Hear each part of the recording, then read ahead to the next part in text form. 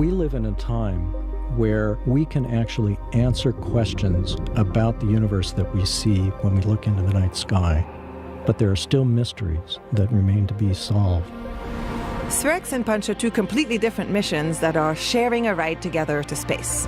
SPHEREx is a telescope that takes images of our skies in infrared. We're going to take thousands of pictures forming a map of our universe. We're trying to look back in time to see what happened in the first second after the Big Bang. Punch is a constellation of 4 small satellites. It's focused on the sun's outer atmosphere, the solar corona, and how that solar atmosphere fills our solar system and bombards Earth's magnetic field. It's going to be the most complete all-sky survey that we've ever done. Being able to see basically back in time, it's cool. It's like time travel. We can expect some surprises in this process. Together, SPHEREx and Punch highlight NASA's mission to not only explore the cosmos, but to unravel the deeper connections that bind us all. 3, 2, 1, and the liftoff.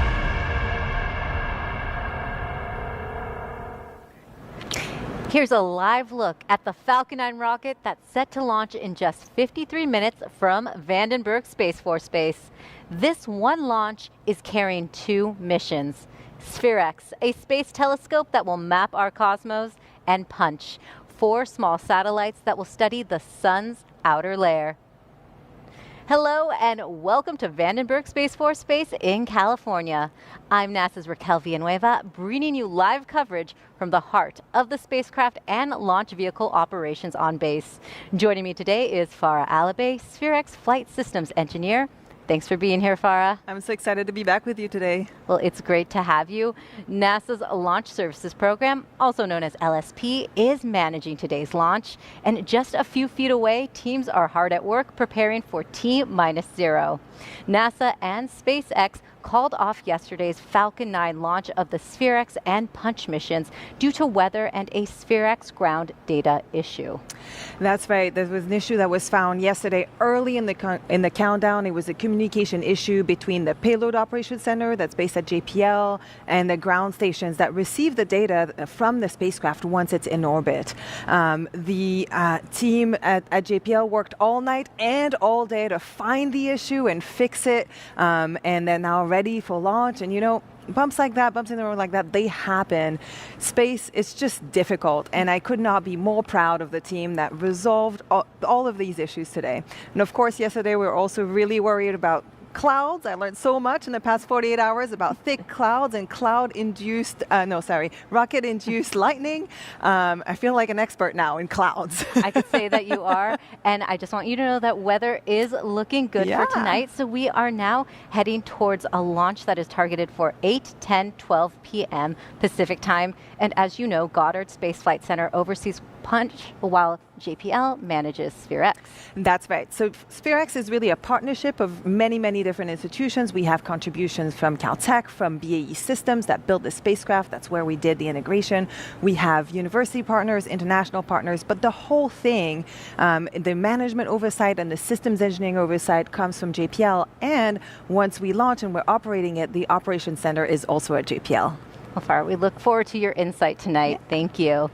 And as we continue to monitor important launch milestones, remember there are plenty of ways you can participate in this broadcast.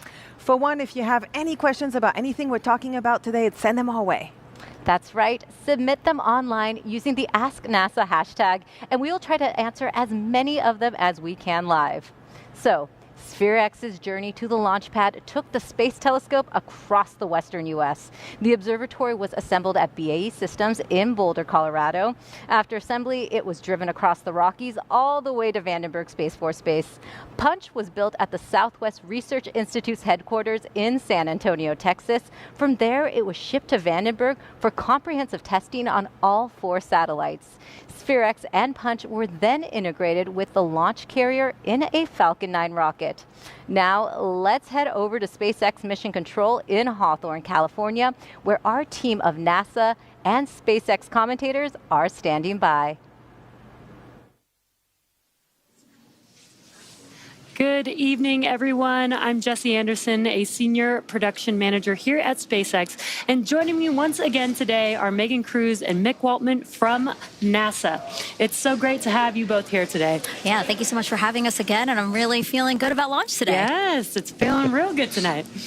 Right behind us is our factory in Hawthorne, where we build our Falcon 9 rockets and Dragon spacecraft. Countdown to launch began about 7 hours ago. And right now we are targeting liftoff at 8:10 p.m. Pacific time from Space Launch Complex 4E at Vandenberg Space Force Base. And I couldn't be more excited to say that right now we are green with weather. Yes. The three of us have been keeping an eye on weather all day because going into the launch countdown today, we were concerned about weather, but really it's been trending so much better, Mick. Yeah, compared to last night, Space Force Launch Weather Officer Lieutenant Park just finished up our weather brief for the launch team. We are looking at less than 10% for tonight's T0. Things are looking great from our thick cloud rule and the way weather's going. Of course, weather is one crucial point of launching rockets, but you mentioned Launch Services Program. That's where we come in. We act as a broker for the spacecraft customer, in this case, JPL, ensuring that missions like SPHEREx and Punch, they get the best possible ride to space. We coordinate with our commercial partners to make sure that everything is happening well.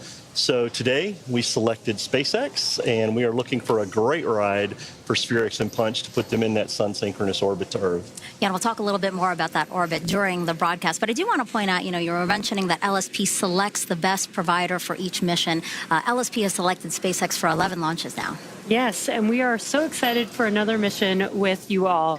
Over the last 10 years, we've launched incredible NASA science missions that have gone to low Earth orbit and beyond, most recently SWAT, PACE, and Europa Clipper. SpaceX is super excited to help unlock new discoveries in astrophysics and heliophysics with SPHEREx and Punch. And today is actually SpaceX's first rideshare mission with NASA Launch Services. Yes. And our next one will be with the Tracers mission, which is scheduled for later this year. Hey guys, take a look at that live look at the launch pad right there. Not many clouds overhead, Looks so amazing. That's great. Looking great, looking great. Again, the three of us are going to keep an eye on that weather and commentate through the major milestones throughout today's launch. Then next up, we're going to have the NASA Launch Manager poll to see if teams are going to start fueling the Falcon 9. Back to you, Raquel and Farah. Thank you so much, Megan, Mick, and Jesse. Farah, we have so much to look forward to tonight, including that weather. Absolutely, and we have lots of guests from both the SPHEREx and the Punch missions that are going to join us today so that we can ask them all sorts of questions. Exactly, like engineers from the launch will show us how a special orbit helps SPHEREx and Punch by keeping their view of Earth and space consistent every day. Punch principal investigator Craig DeForest will bring 3D replicas of ancient solar petroglyphs we will be able to hold in our hands. And SPHEREx project scientist Olivier Doré will demonstrate how the Space Telescope maps the universe. And don't forget the main attraction, the Falcon 9 launch of SPHEREx and Punch. The launch window opens at 8:09:57 p.m. Pacific time. And stay tuned as we gear up for the launch of 2 missions. Now, SPHEREx is loaded with high-tech components to help it map our cosmos. So let's take a look at some of those specs right now. SPHEREx is about the size of a small car and weighs a little less than a grand piano at about 1,100 pounds. It will orbit Earth in a way that keeps the telescope pointed away from our planet and the sun. That helps with infrared observations and also keeps the parts inside cool. SPHEREx will create a map of the entire sky, taking images in every direction, like scanning the inside of a globe. The all-sky map will have 102 different color bands, each a different wavelength of light. This far exceeds the color resolution of previous all-sky maps. SPHEREx will observe over 450 million galaxies with its wide-field telescope. This map will help scientists better understand what happened within the first fractions of a second after the Big Bang. It will also shed new light on how galaxies form and evolve, and where water and ice and other building blocks of life come from. And Farah, we have people from all over the world watching today's launch, and they are sending in some questions. So why don't we get to a few right now? Let's do it. All right, coming up, we have Universal Gibson on Instagram who wants to know, how far away in time will SPHEREx be able to observe?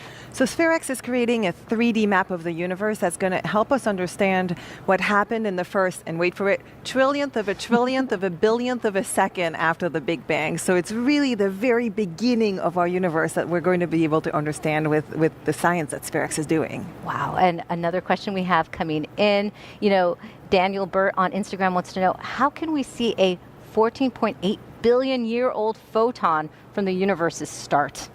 Well, so really what SPHEREx is doing is it's taking the current structure of the universe, and actually Olivier Doré is going to come and explain that to us later. But by studying the structure as it is right now, we can sort of hit rewind on it and understand what happened at the very beginning of the universe. But one of the things also is that we're taking images in infrared, and so we'll hear from Phil later about how we passively cool our instruments so that we can be really sensitive to those photons that are coming to us in our detectors. Oh, fantastic. Thank you so much for answering those questions.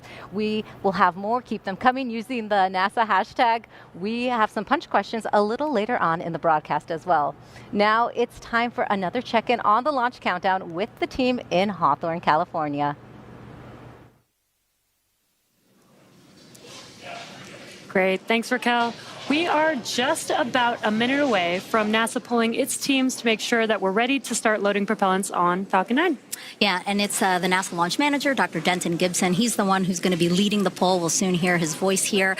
Again, weather, we expected that to be a watch item, but 20 minutes ago we got that weather briefing. Mick, who else are we going to hear reporting out to Dr. Gibson? Yeah, so NOM will be checking with the teams from the NASA side to make sure that the rocket and the spacecraft look good for launch. He'll be checking with engineering, mission management, safety mission assurance, the spacecraft, of course, and our program to make sure that everybody's good to proceed into propellant loading on the Falcon 9. So we'll get ready for that poll here in about 20 seconds, and we'll hear the NOM poll that team to make sure that we can get into propellant loading. Again, a beautiful shot of the launch pad at Vandenberg Space Force Base. Great sunset view. We might get a nice twilight at launch tonight. Yeah, and there you have it at the top there, the payload fairings with our 5 spacecraft on top. We have SPHEREx, that's 1 spacecraft, and then Punch is comprised of 4, so 5 spacecraft inside the payload fairing there.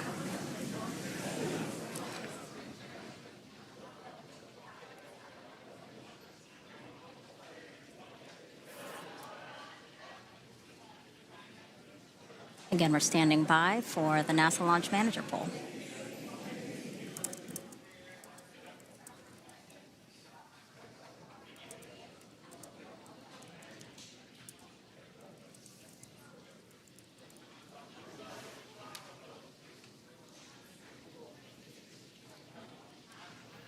Okay, I'm going to talk as loudly as I can. A look at the clock, 42 minutes, 8 seconds from liftoff. And the Punch spacecraft, and I looked back at the link margin analysis, and we do have the backup station. That's a good copy. And the backup station's HPK is what flight ops was telling me. Yes. Good copy.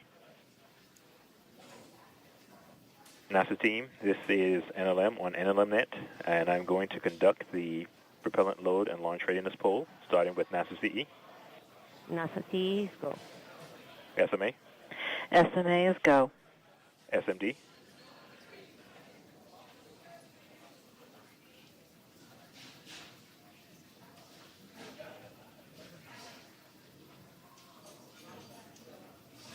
NASA MEM. NASA MEM's go.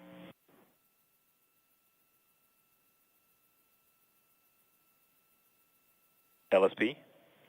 LSP is go. Circling back to SMD.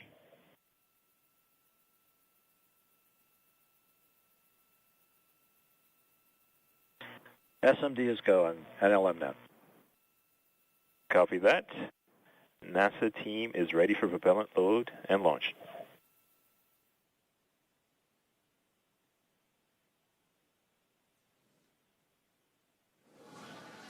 All right, so again, the NASA team is go to start loading propellant into the Falcon 9. This is the LD on countdown 1, performing a launch status verification.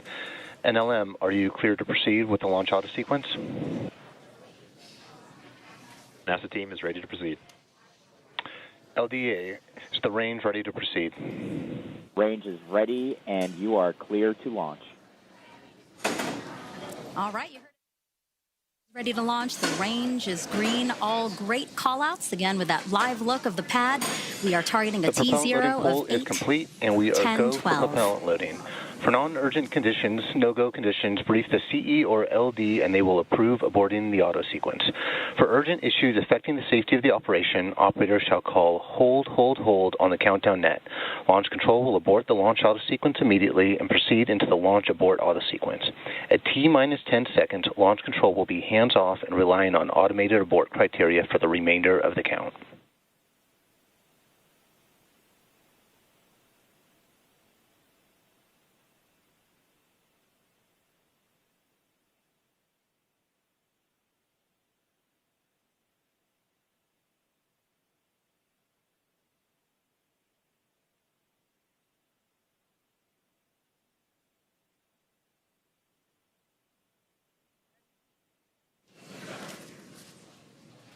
All right, so guys, you're going to notice that we're going to pause whenever we hear out those call-outs on the net, just so that you can have some insight into what we're listening to, and so that you can also follow along with the latest launch updates. For now, let's send it back to Raquel and Farah as we continue with the loading propellant into the Falcon 9.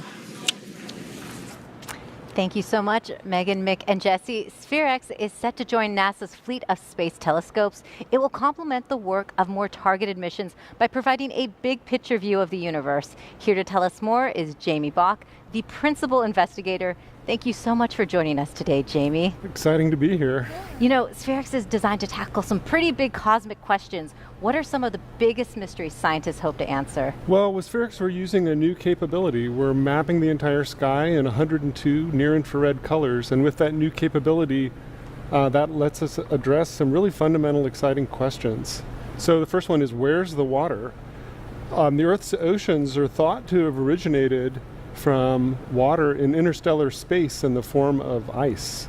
And so SPHEREx is going to map the abundance of water and other organic ices along millions of lines of sight over our galaxy in a way that's never been done before.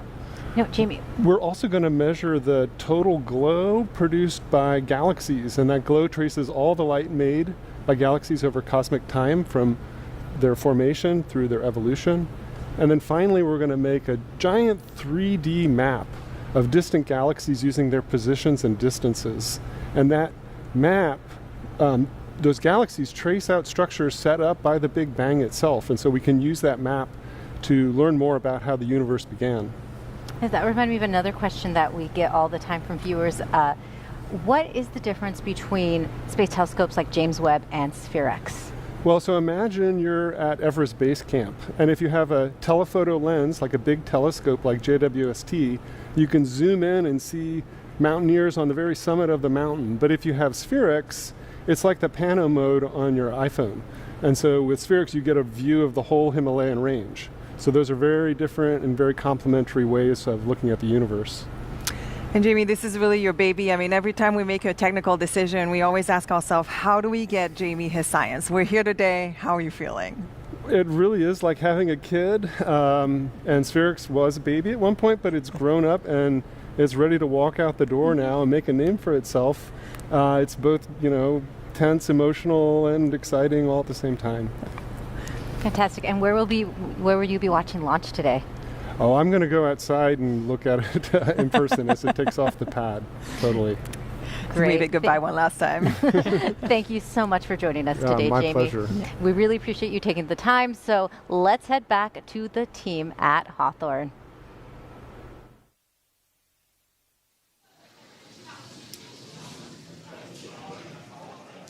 Thanks, Raquel. Let's take a moment to meet today's vehicle, which is on the pad right there on your screen. Falcon 9 is a two-stage rocket. It is the first and currently the only orbital-class rocket capable of reflight. Starting at the top of the vehicle is the payload fairing, a protective shell that encases the payloads being sent to space today. Now, made up of two halves, the fairing will separate from the vehicle once Falcon 9 has climbed out of Earth's dense lower atmosphere. And today's fairing halves are brand new and will be flying for their first time. They'll be retrieved by our recovery vessel, Go Beyond, after launch. Now, continuing down the vehicle, we have the second stage. The second stage is powered by a single Merlin vacuum, or MVAC engine, which is optimized to perform in the vacuum of space. Below that is the first stage, which contains 8 engines arranged around one center engine, all of which are held in place by a structure called the octaweb. Now, each of these 9 Merlin 1D engines delivers about 190,000 pounds of thrust at sea level. The launch sequence has started, which gives Falcon 9 a combined 1.7 million pounds of thrust during liftoff. The Falcon 9 first stage is also equipped with 4 landing legs that deploy to allow for a vertical landing on a drone ship or landing pad. And the booster supporting today's mission is flying for its 3rd time tonight, having previously supported NROL-126 and Transporter-12. After stage separation, the first stage will head back to Earth, this time targeting a landing at Landing Zone 4 at Vandenberg. And we should have begun propellant loading. That begins at the T-minus 35 minute mark. So we're about 40 seconds into propellant loading. All right, Jesse, you mentioned the booster coming back to Landing Zone 4. That's only about 1,400 feet from where the Falcon 9 will launch from. Yeah, that is correct, Megan. Being able to launch and land from locations so close to each other makes reusability significantly easier. And in order to do that, after stage separation, the booster has to flip immediately, fire its engines with a boost back burn to start heading the opposite direction, and that it will initially be flying at 17,500 miles per hour to make its way back towards land. All right, so RP1 is now loading into the Falcon 9's first stage. So we've locked in that T0 for today, 8, 10, 12. We will see you back here in a few minutes when we begin loading propellant into the second stage. Over to you, Raquel and Farah. Thank you so much. Riding along with SPHEREx is another mission called Punch. It consists of 4 suitcase-sized satellites that weigh about 140 pounds each. They will focus on the sun's outer atmosphere, the corona, and how it generates the solar wind. The spacecraft will also track coronal mass ejections, which are large eruptions of solar material that can drive large space weather events near Earth. The 4 satellites will spread out around the Earth along the day-night line, which enables the constellation to remain in constant sunlight as it creates a continuous, complete view of the corona and solar wind. 3 of the Punch satellites carry an identical wide field imager. The 4th Punch satellite carries a compact coronagraph, which will study the sun's corona and surrounding star field. All 4 cameras will be synchronized in flight so that the science team can combine their images into a 90-degree field of view. Now, Punch will help scientists understand how the sun's energy and particles travel through space and affect Earth. So let's take a closer look at how this is done. PUNCH is an acronym. It stands for Polarimeter, to unify the corona and heliosphere. The corona is the outer atmosphere of the sun. It's the part that is no longer gravitationally bound to the sun and has so much energy that it flows outwards, filling our solar system and pushes against the interstellar medium, making a bubble, and that is the heliosphere. And this system of how the corona turns into the heliosphere is what Punch is trying to study. So PUNCH is fundamentally 4 cameras that work together to make composite movies. We have a narrow field imager that views the space close to the sun, and then we have 3 separate wide field imagers, each of which has a large squarish field of view that looks way off to the side, out to 45 degrees away from the sun. That allows us to do something that no other mission has been able to do, which is routinely track coronal mass ejections, space storms, all the way across the solar system as they approach the Earth. By better understanding these storms and better understanding how they propagate on their way to the Earth, we'll be able to inform our partners on how to better forecast these events in the future. And that's really important for protecting our astronauts, our satellites, and our power grids. Once we launch and start producing images, you'll be able to look at punch data directly and see the kind of science we're engaged in. You'll be able to see things that are present in the sky right now, and you're not aware of them because they're washed out by the brightness of the sky itself. We are poised to do tremendous science with Punch because it provides this global context of what is happening in the corona and what is happening throughout the inner solar system, so that we can connect the details to the bigger picture. You might say that Punch is the next chapter in the study of physics as we bring imaging and cross-scale understanding out so that we can develop a coherent understanding of the entire system that starts at the Earth and extends out to envelop the planets themselves. To learn more about the Punch mission, just scan the QR code on your screen or go to science.nasa.gov/mission/punch. And with us now is Peg Luce, Deputy Director of NASA's Heliophysics Division. Great to have you join us. Oh, I'm so excited. Thank you. Yeah, let's start with a Punch question. Why are you interested in imaging the solar wind and the outer corona in 3D? So we are interested in seeing how the charged particles that come from the sun make their way all the way throughout the solar system, especially to Earth. As those particles come to Earth, they can cause aurora, which are beautiful, but they can harm astronauts in space, they can harm satellite electronics, and they can disrupt GPS signals. So by looking in 3D, we can better predict exactly how that space weather is going to reach wherever we're looking at, the Earth or Mars or wherever we are concerned about where people will be. So it's really helps us improve our predictions. So it's like the weather prediction that we do here on Earth, but for solar wind. Yes, it is. So can you explain to us a little bit how Punch fits into the broader NASA portfolio? So Punch is going to be part of the heliophysics fleet of satellites. Heliophysics is the study of the sun, the solar wind, and how it affects the entire heliosphere, the entire solar system. So there are different satellites that look at the phenomena close to the sun, and different ones that study how the effects on Earth are done. And Punch will be bridging a gap that we currently don't have in seeing how those solar eruptions actually travel. We can see them up close at the sun, and we see what's happening once they're far away, but we haven't been able to track them the way Punch will be able to do. Oh, very neat. And NASA is launching these 2 science missions at once. Can you explain how this is an efficient approach? So, for one thing, heliophysics is a science that benefits from multiple spacecraft flying together. And so we've been flying multiple spacecraft on the same launch vehicle for a long time.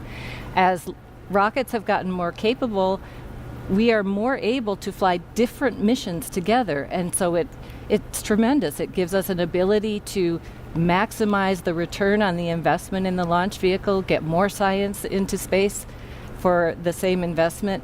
And it's more complicated, but it's absolutely worth it. Absolutely. Thank you so much for joining us today. Enjoy the launch? Oh, yes, definitely. Now, let's go beyond our home star and peer back in time. SPHEREx is going to investigate some of the biggest questions about the very beginning of our universe. To do that, it will study light so distant it has taken 10 billion years to reach Earth. Here's more on what we hope to learn. SPHEREx is NASA's latest Explorer mission in astrophysics. It's a small telescope, but it has this unique and powerful capability of doing spectroscopy everywhere.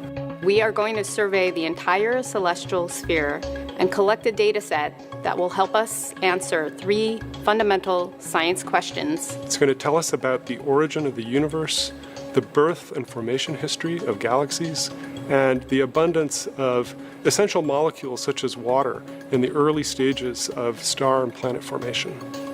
The great thing about SPHEREx is we will capture the entire sky 4 times in over 100 different colors of near-infrared. And that's really never been done before. According to our current understanding of the universe, we think that in the very earliest times, and I'm talking here a fraction of a second, much less than a nanosecond, the universe appeared to have gone through an accelerating expansion called inflation. And this is really a profound idea, and we're very interested to test it. And so one way to do this is to look at how matter is distributed over the universe. We want to map hundreds of millions of galaxies in 3 dimensions. What SPHEREx does, in addition to mapping out all these galaxies, is we cover the whole sky. So we can measure these galaxies over the largest part of the range we can see, which is the entire sky. And we want to cover the full range of distances from today to as far back as we can see. Water molecules bounce around in interstellar space, and every once in a while they will impact a small dust grain. When a water molecule collides with one of these dust grains, it freezes on the surface. It doesn't leave the surface. And these ice-covered dust grains participate in the collapse to form regions where new planets are formed. SPHEREx, for the first time, will allow us to directly measure not just the location of these key ingredients, but the abundances of these key ingredients. We expect to have spectra of order 500 million galaxies, hundreds of millions of stars.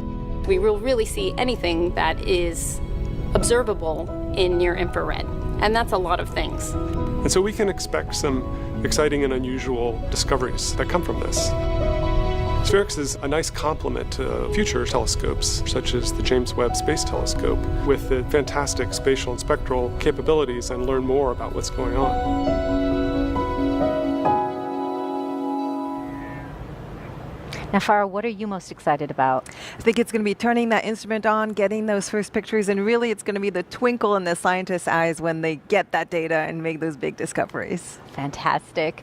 And for more SPHEREx mission updates, check out the QR code on your screen or go to nasa.gov/SPHEREx.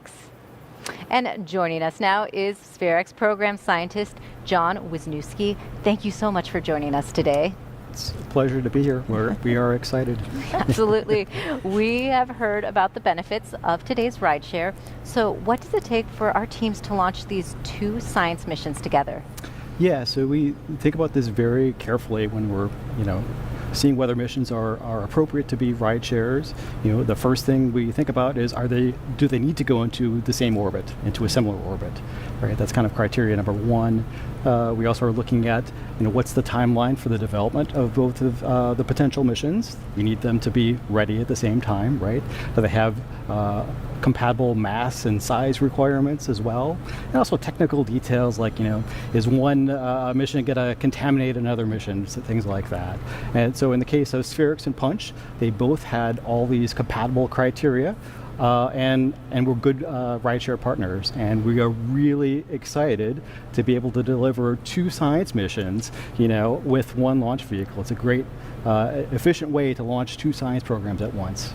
For sure. And so astrophysics it's a really large field with a lot of existential questions. Can you talk to us a little bit about which piece of the puzzle SPHEREx is going to be answering? Yeah, sure. So in NASA astrophysics, really our portfolio is answering three fundamental themes, right? One is, what is the physics of the cosmos? What are our cosmic origins? And then a really profound question of, are we alone? And it's really cool that SPHEREx is touching on all three of those themes in some small way. So that was the primary driver of the SPHEREx mission. And in addition to that, it's going to be delivering a legacy data set that astronomers are going to be using for literally the next decades to not only answer those questions, but also questions we haven't even thought of yet. That's fascinating. And what big takeaways will viewers at home potentially get from the discovery made by these missions? Yeah, so again, it's going after those three key themes. Really, they're profound questions. How did we get here? How have galaxies evolved over time? And what was the instance right after the Big Bang? And I think that is really inspiring. It's inspiring to me. I know it's inspiring to the science team. And I think it's inspiring, to all of our listeners at home as well.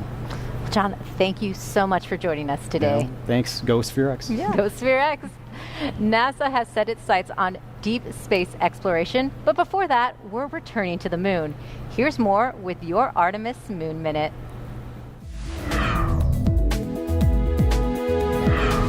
NASA's latest science missions will serve multiple purposes, not only providing insight on how the universe and galaxies formed, but also helping the agency's astronauts in their mission to explore the moon and beyond through the Artemis campaign.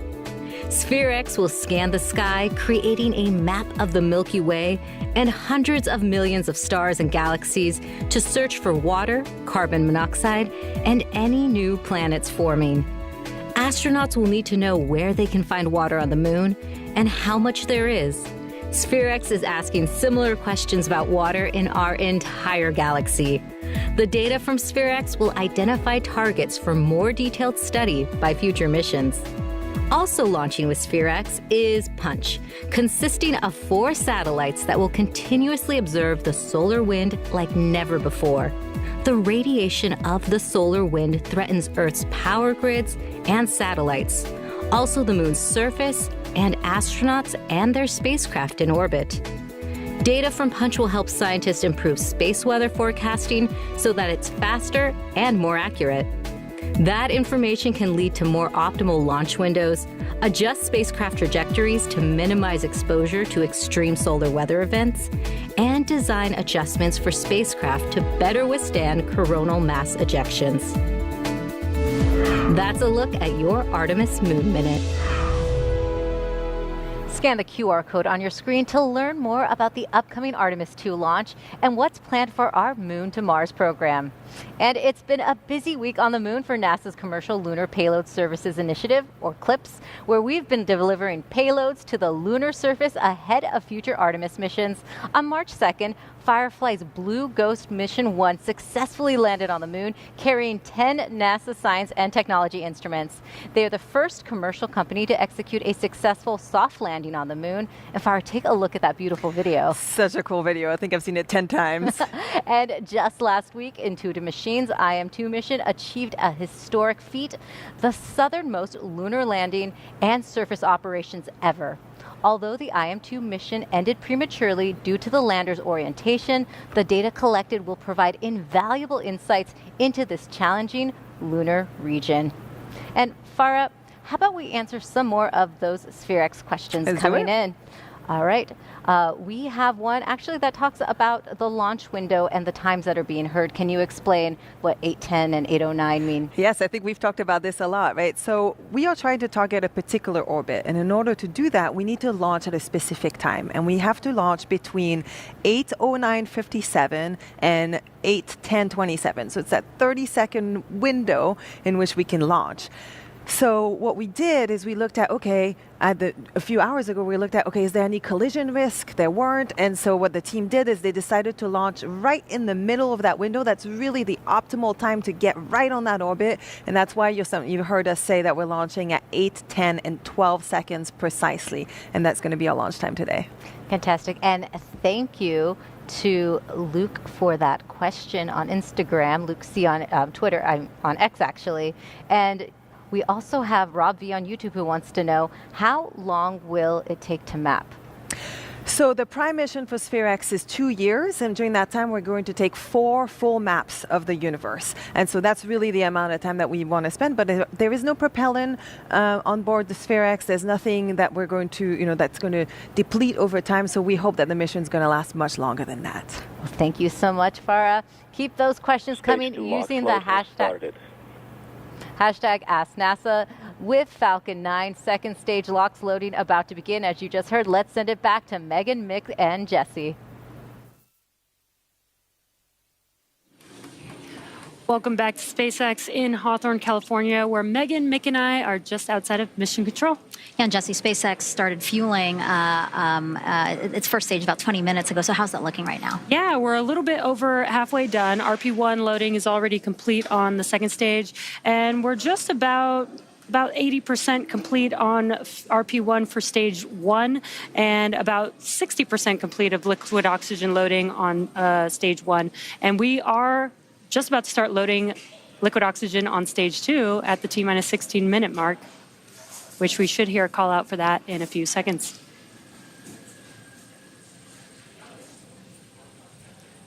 Again, a great view of the rocket on the pad there.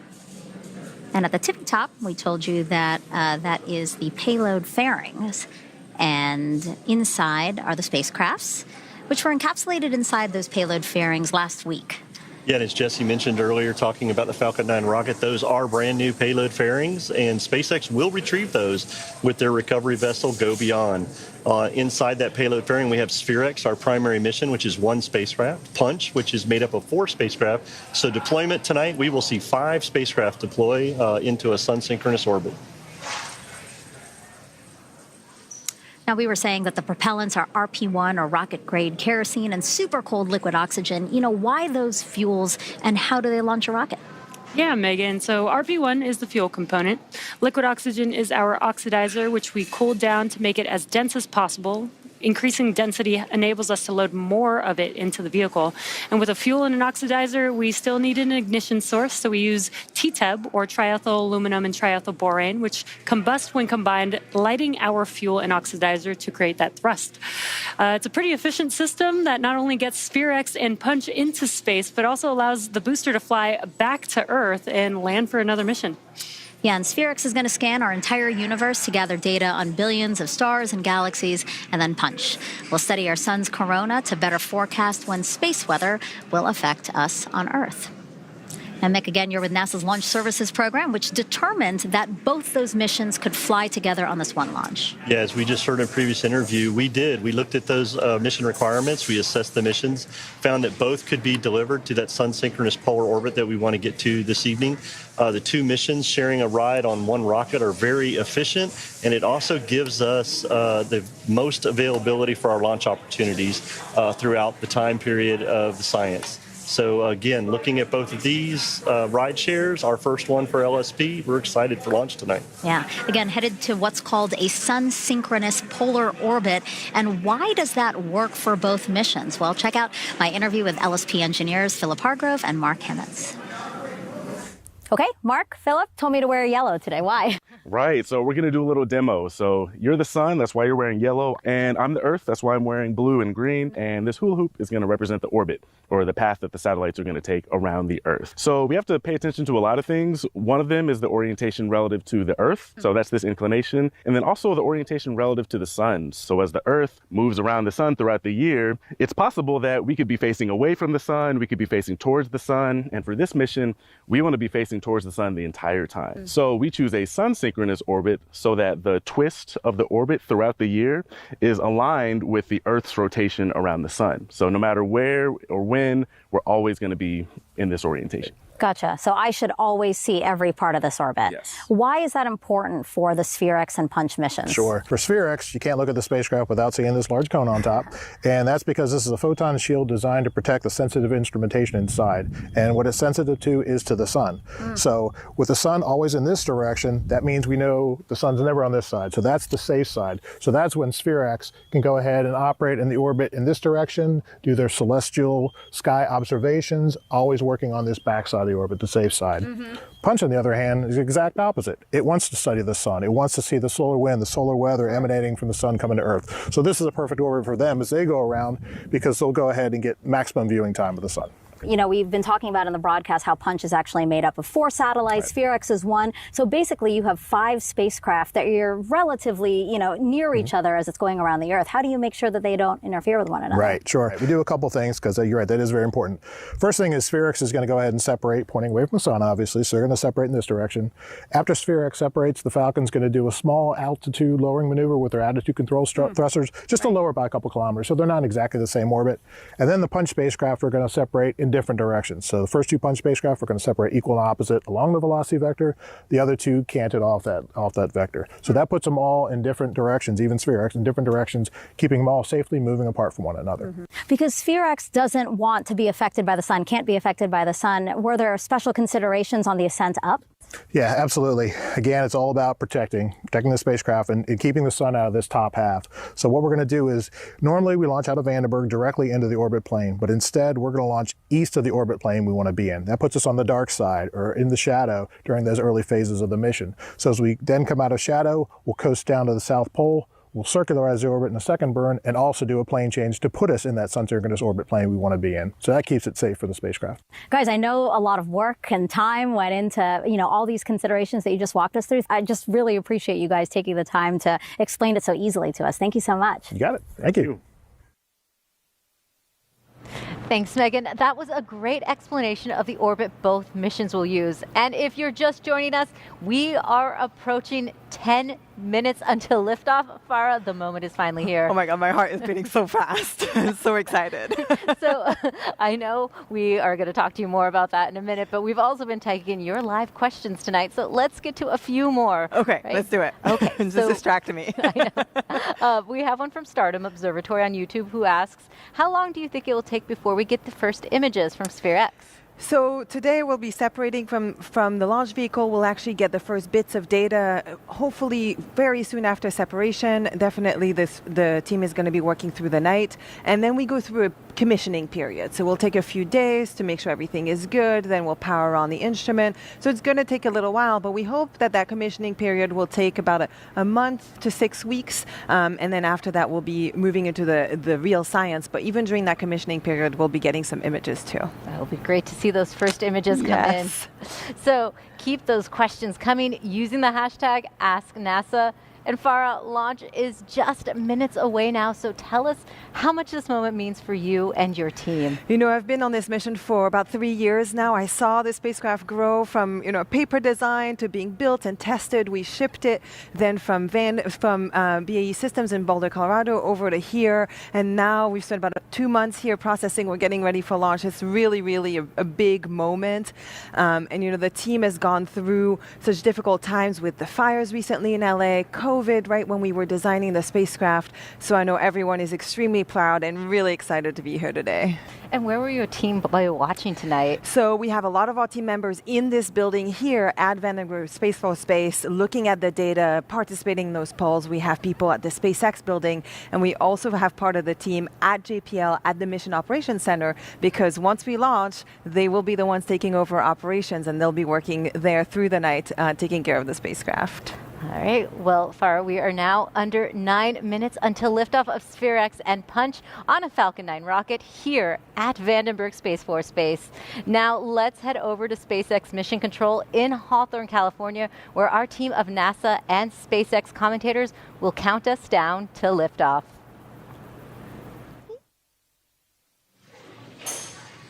Thanks, Raquel. If you're just joining us, I'm Jesse Anderson, a senior production manager here at SpaceX, and joining me are Megan Cruz and Mick Waltman from NASA. Thanks, Jesse. Yeah, the three of us have been commentating through the launch countdown, and we're going to continue to do that for about an hour after liftoff to show teams deploying the SPHEREx and Punch spacecrafts into space. Yeah, SpaceX started fueling the Falcon 9 at about T-minus 35 minutes, and things are looking really good as we load propellants. We should hear a call out here soon as we get ready for engine chill at about T-minus 7 minutes. Engine chill is where we flow a small amount of that liquid oxygen into the engine to prepare for full flow at the cryogenic temperatures that the Merlin engines will see. Yeah, exactly. And after that, stage 1 will wrap up RP1 loading around the T-minus 6 minute mark. Then stage 1 liquid oxygen loading will wrap up at T-minus 3 minutes, and stage 2 at T-minus 2 minutes before launch. And we are coming up on that T-minus 7 minute mark that Mick mentioned. Stage 1 engine chill coming up here in a couple seconds. Perfect timing. There's that call out for engine chill. All right, so the SPHEREx spacecraft will collect a treasure trove of new information about hundreds of millions of celestial objects. And then you have Punch, made up of 4 satellites that will study the sun and how it creates space weather that can significantly impact us on Earth.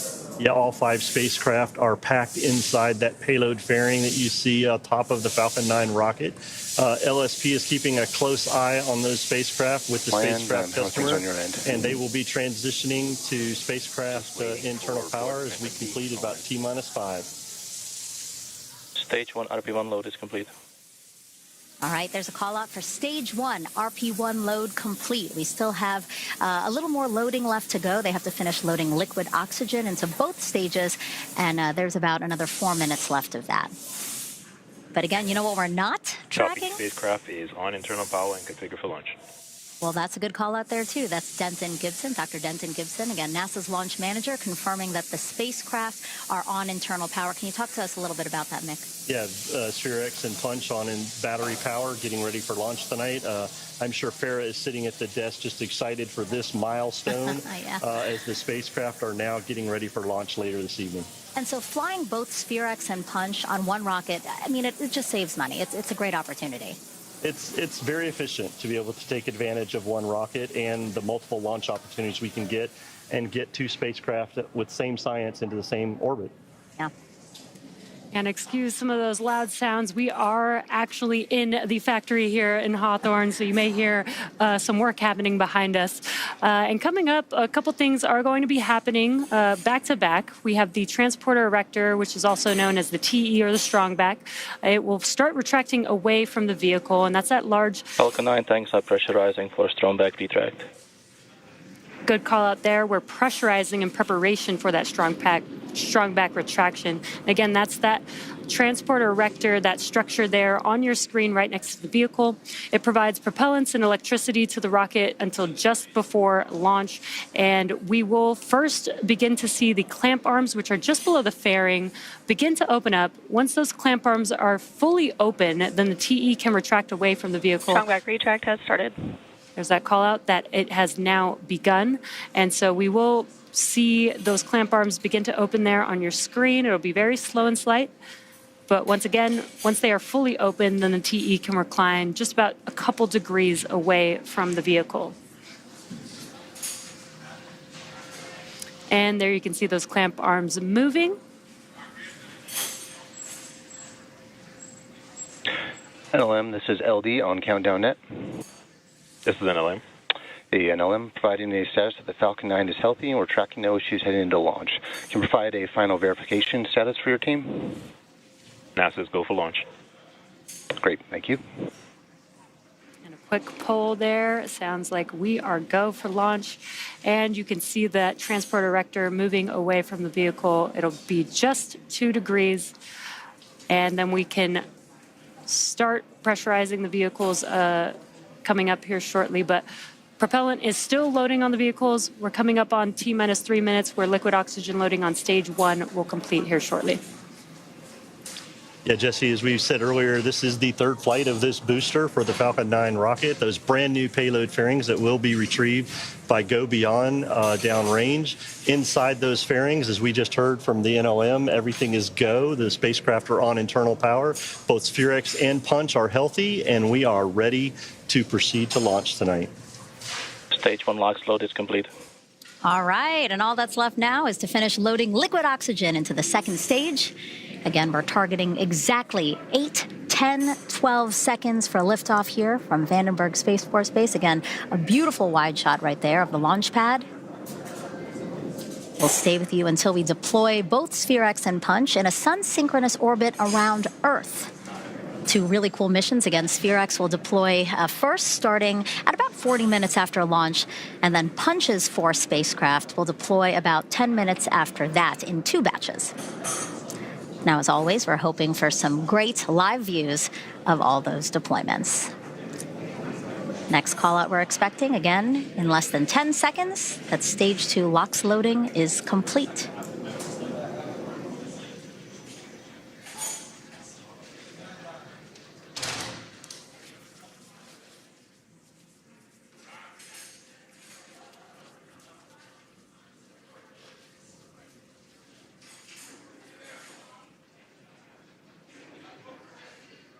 Stage 2 LOX load is complete. And there's that call out. Stage 2 liquid oxygen loading is now complete, which means that propellant loading is now complete on Falcon 9. That means 1 million pounds of kerosene fuel and liquid oxygen are loaded on the vehicle. And gas closeouts are in work now, and you can see some of those white clouds on your screen. That is us venting out the liquid oxygen lines from the transporter erector, and when that cold gas meets that warmer ambient air, it turns into condensation, almost like what you see when you get condensation on a cold glass of water. We're coming up on T-minus 1 minute, where the internal flight computers will take over the launch countdown. Falcon 9 is in startup. And there we heard in startup. So next up will be the go from launch director for SpaceX. This means that Falcon 9 will be ready for liftoff. Let's get ready to hear the go from SpaceX launch director for launch tonight. LD is go for launch. And there we hear the LD is go for launch, targeting a T0 at 8, 10, 12. T-minus 30 seconds. Range is go and weather is go.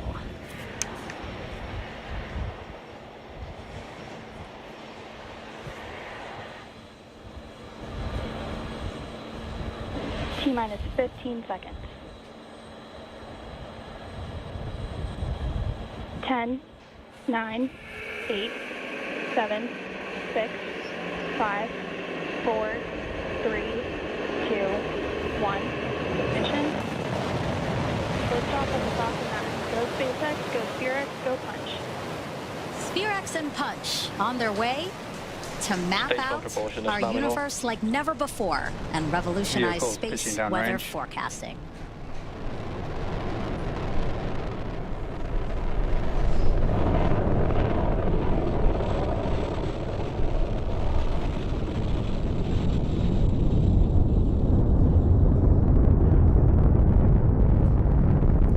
are T plus 30 seconds into flight, and we are currently firing all 9 of those M1D engines. And after about 50 seconds, we'll begin throttling down those engines, which slow the vehicle down just slightly in order to prepare. Power telemetry nominal. In order to prepare for passing through max Q, and that is maximum aerodynamic pressure. That's the largest structural load that the vehicle will see during ascent, so slowing the vehicle down. Vehicle supersonic. Slowing the vehicle down will reduce some of the loads that it experiences through max Q. That's coming up here in a few seconds. Max Q. Right on time. And now we have a few events that are coming up in quick succession, so we want to lay them out for you really quick. It's going to start with main engine cutoff. That's MECO, and that's when SpaceX shuts down all of its 9 engines on its first stage, which we are getting a great view down the pipe right there. Shortly after that, Stage 1 and 2 will separate from each other, and then seconds later, the first stage will flip back towards Earth, while the second stage will continue on, igniting its MVAC engine. Now that call out is Second Engine Start 1, or SE1, and this burn will last about 6 minutes. After that, the boost back burn on the first stage to put it back on a trajectory towards landing zone 4, which again is back here at Vandenberg, just about 1,400 feet from where Falcon launched from in the first place. Wow, look at that shot. All Merlin engines firing right there, and we have such a great live shot of it.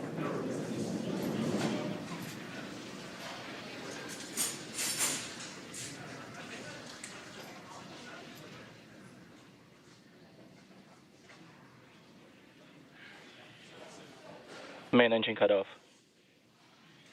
Stage separation confirmed.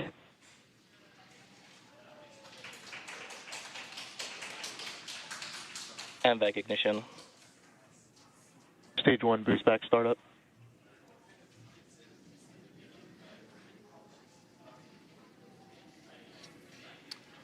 Coming up next, we will see fairing deploy, and that's when the 2 fairing halves will separate and expose SPHEREx and Punch to the atmosphere of space. SpaceX will attempt, they will actually retrieve those fairings back downrange on Go Beyond once they get back to Earth.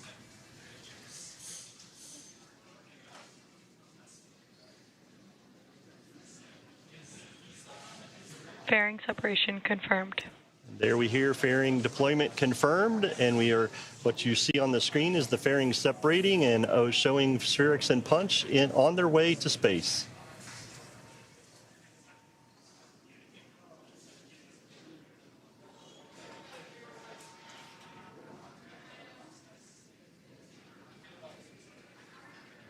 Stage 1 boost back shutdown. There you see on your screen and heard that call out that the boost back burn is concluding on the first stage vehicle. That's the first of 3 burns that it needs to make its way back down to Earth. This is the 3rd flight for today's first stage, which previously supported 2 other launches, NROL-126 in November of 2024 and Transporter-12 just in January of this year. And you may have noticed some soot on the vehicle prior to launch. During the entry burn, which is coming up here in a couple minutes, Falcon 9 is decelerating by reigniting 3 of the 9 Merlin M1D engines. Now, this causes the vehicle to fly through Merlin's exhaust gases, or the plume, which deposits a layer of soot on the vehicle's surface, and that soot comes from the carbon-based fuel that Falcon 9 uses. With each flight, the soot builds up just a little bit more on the outside of the vehicle, giving Falcon 9 its distinctive reused look. We're just so lucky to have these great views. Again, we have a split screen here. On the left side is the first stage, and you see those grid fins. They're guiding that first stage back to a trajectory here at Vandenberg Space Force Base. And then on the the right-hand side on your screen, you have the second stage, and you see that MVAC engine is still burning there. Mick, LSP just works really closely with SpaceX to be able to fly reused rockets for NASA missions. Yeah, Megan, at LSP, we look at all the requirements for all the missions that we have. And as I said earlier, we selected SpaceX for the SPHEREx and Punch mission. And looking at all those requirements, we ensure that even previously flown launch vehicles will meet those requirements, providing NASA with a dependable and a cost-effective ride to space for this, our first rideshare mission. Yeah. If you're just joining us, hello. We're in your bottom corner right there. I'm NASA's Megan Cruz, and with me is Mick Woltman with NASA, and also Jesse Anderson, a senior production manager at SpaceX. Now, Mick is with NASA's Launch Services Program, which is managing today's launch, so he's going to have a lot of interesting things to say to us to walk us through what we're seeing today. And, of course, we have Jesse from SpaceX. Really great ride so far. We're so lucky to have you guys. And, you know, LSP chose SpaceX to deliver SPHEREx and Punch to what's called a sun-synchronous orbit 650 kilometers above the Earth. And SPHEREx is going to help answer some of the biggest astrophysical questions out there, you know, like how do galaxies form and evolve, how water and other key ingredients for life came to be.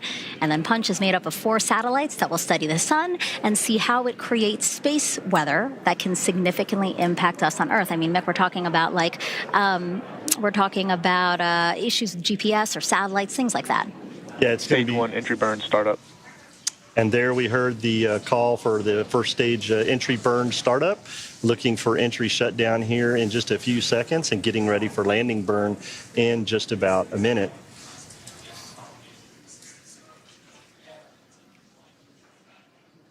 Stage 1 entry burn shutdown. There we have Jesse, confirmed engine shutdown for the entry burn. But back to what you were saying, Megan, about the science of the mission. I know FARA is sitting there looking. We are so happy that we got liftoff tonight.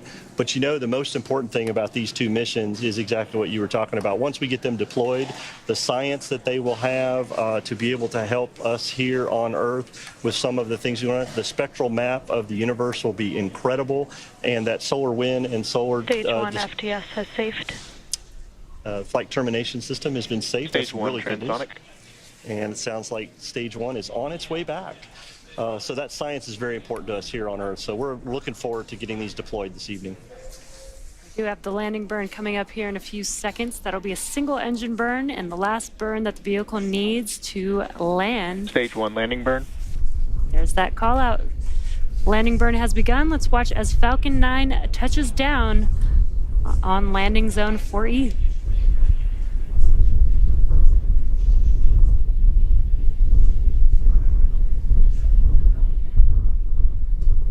Stage 1 landing light deploy.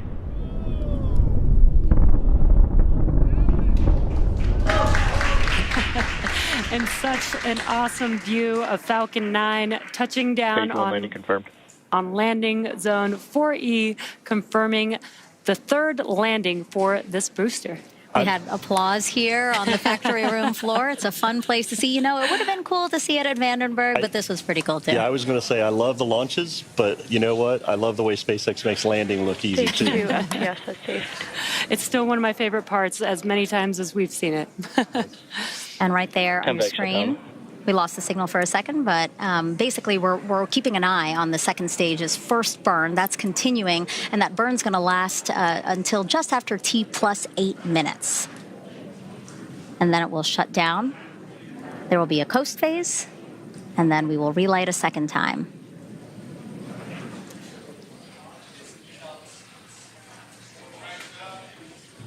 All right, so again, first burn out of the way. We will see a second burn later. That's going to happen around T plus 39 minutes. We hope that you stay with us to see the deployment of both SPHEREx and Punch. But for now, we're going to send it back to Raquel and Farah, because I know Farah is probably cheering right now. Yes, absolutely.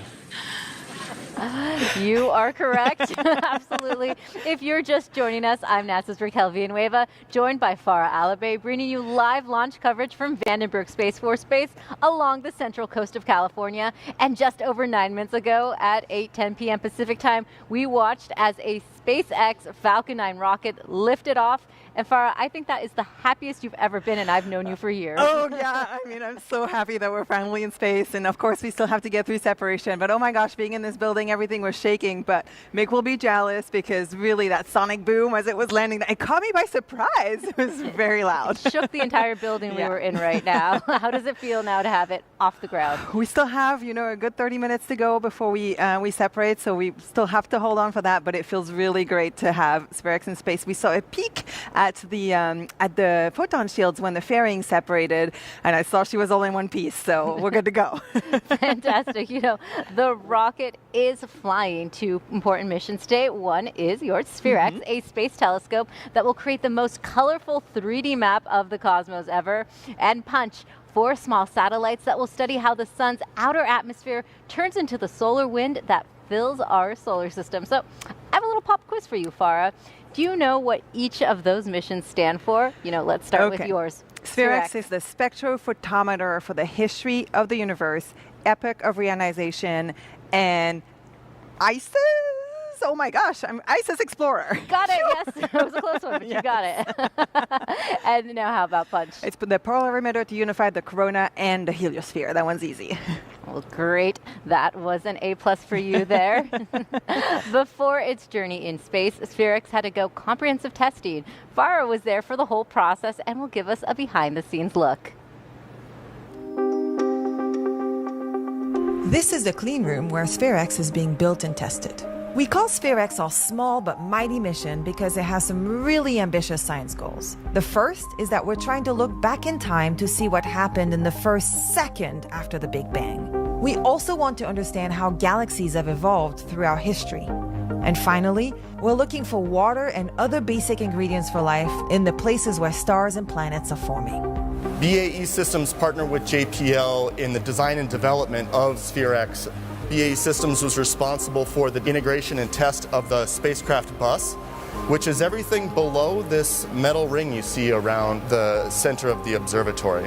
In addition, BAE Systems built the telescope that's at the center of the SPHEREx observatory. The SPHEREx observatory is really two pieces. There's the bottom part that we call the spacecraft, and that's really the guts of the whole thing. It has the computer, the telecom system, the control system, the solar array on the backside, and then the top part is the payload. The payload consists of the telescope itself, the thing that takes the images. The telescope is at the heart of how SPHEREx will observe the entire night sky. And then these cones are thermal shields that help us keep the telescope cool. The SPHEREx telescope and the detectors are required to be very temperature stable during their observations in order to collect that science data. And they lend this very distinctive structure to a spacecraft, one that I haven't seen before in my career. So our spacecraft is built in the clean room, but we can't do all of our testing in there. We actually have different facilities that help us mimic the different environments that the spacecraft is going to see in space. The first facility that we get to when we come out of our clean room is the thermal vacuum chamber. Here at BAE, it's called Titan. It's a special chamber where we can lock in the spacecraft, pull out the atmosphere, and mimic the vacuum of space. It also can mimic the hot and the cold of space. So if you can imagine when SPHEREx is on orbit around Earth, it's going to see the sun, but also eclipses, so it gets really hot and really cold. And we can mimic all of that in that special chamber. Down the hall over there, beyond the curtain, are 3 more facilities. The first is the Fiesta area. That's where we do our acoustics testing. It's a whole big party for the spacecraft. We surround the spacecraft with these giant speaker stacks, and we blast sound at it, the same sound that it's going to see when it launches into space. Behind it is the vibration lab. That's a special table where we bolt down the spacecraft and shake it in all sorts of different directions, mimicking the shaking that it's going to go through when it's launching on that rocket. And then there's the electromagnetic interference and compatibility test. It's a really quiet room that absorbs all the sound, and we put the spacecraft in there and make sure that all of its components, they all emit radio frequencies. We'll make sure that they can all live in the same environment and they don't interact with each other in a weird way. There's one last test that happens here in the clean room, and it's called the separation shock test. What we do there is that we take the spacecraft and we mount it to the payload adapter ring. We then lift up the whole stack and mimic the separation that happens between the rocket and the spacecraft. When that happens, there's this big shock event, so we want to make sure that the spacecraft survives that and also that all the pieces fit together. Years of hard work really paying off tonight, and this moment is so meaningful for the SPHEREx team and the institution of JPL. This year began with devastating wildfires across the Los Angeles area, including the Eaton fire that burned dangerously close to JPL. And Farah, hundreds of employees were impacted. Yes, including members of our very own SPHEREx team. Some were forced to evacuate, and unfortunately, others lost their homes. And it all happened right as we were preparing to ship the SPHEREx Observatory from Boulder, Colorado to Vandenberg Space Force Base. Many of us were right in the middle of final shipment preparations when evacuation orders started rolling in. We even had to change our transport route to avoid fires, heavy smoke, and road closures, something none of us had ever expected to have to plan for. And throughout the firefighting effort, JPL provided water resources and a helicopter landing area for firefighters. First responders and our community went above and beyond, helping those in need and working tirelessly to protect JPL and nearby homes. And we would like to thank them for their courage, dedication, and support. Yeah, I think this is exactly the time when our community really shines, and we're so thankful for them. Absolutely. And someone else we'd like to thank today is the director of NASA's Jet Propulsion Laboratory, Lori Leshin, and she joins us now. Lori, it is so great to have you here. Go SPHEREx! It's so exciting, and thank you for that wonderful opening about our first responders and our whole brave community. It's really special. Absolutely. And Lori, this launch is a true bright spot for JPL's family. How are you feeling after watching that launch? You know what? It's such the culmination of the hard work of so many people over many, many years. And even up towards the end, we have had quite a launch campaign here with lots of stops and starts. And when you're outside and are able to see that rocket go up, and this one, it flew right through Orion's belt. Oh, gorgeous. It just makes it all worth it. Yeah, you could feel the rumble here too. Oh my gosh. And SPHEREx is a great example of a smaller, more focused mission with incredibly ambitious goals. How do missions like these fit into the bigger picture of what JPL does? Well, at JPL, we're really all about cutting-edge science, no matter what size the spacecraft it is, right? We do big science with big missions like Europa Clipper and the Perseverance rover, but and SPHEREx is an example of doing really big science in a somewhat smaller mission. And so it's just great to see when there's the right kind of science question, we build the mission to answer it. And SPHEREx is also a collaboration between multiple partners. Can you explain to us how that led to the mission success and maybe how that might influence future collaborations? Absolutely. I always say, cosmic teamwork makes the dream work here, right? So collaboration is key to everything we do, whether it's with universities across the country and around the world, like we've done on SPHEREx. We have international partner Korea involved in the SPHEREx mission, and of course our industry partner at BAE Systems and the PI at Caltech. So it really is taking the best from lots of different organizations, and that's why our motto is Dare Mighty Things Together, because everything we do is about the team. Well, thank you so much for joining us today, Lori. We appreciate having you here with us. Launch is really just the beginning for the SPHEREx team. Right now, mission control is kicking into high gear at JPL. For a sneak peek at what's happening behind the scenes, I caught up with the project manager and flight director for SPHEREx. Can you describe why this space is so critical to the mission? Well, this room, the Earth orbiting Mission Operations Center, will be the nerve center for operating SPHEREx. All of the telemetry that comes from the space vehicle will arrive here, and all the commands that we send to the space vehicle will originate here. On launch day, I'm up at Vandenberg Space Force Base and part of the countdown and the launch management team. One of the key roles in this room we call the Mission Operations Manager.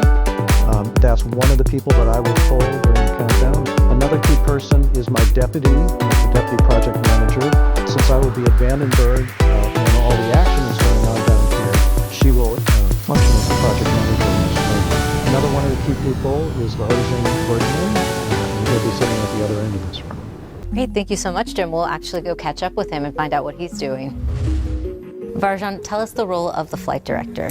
Well, the flight director puts together a procedure of all the critical events that happen to make sure that the spacecraft is healthy, that the instrument is healthy, as well as all the people who need to run the spacecraft are all ready to go. And this room really kicks into high gear after launch. Absolutely. So then after that, when we have all these people who are ready, They're waiting to get the signal that the spacecraft has turned on, and it's detumbling, and it's starting to send the signals to all the people who are running it, as well as critical people like navigation to know where the spacecraft is, and then tell the ground stations where to look for the spacecraft to get all the important data. There's a huge number of people that have to come together to make things work.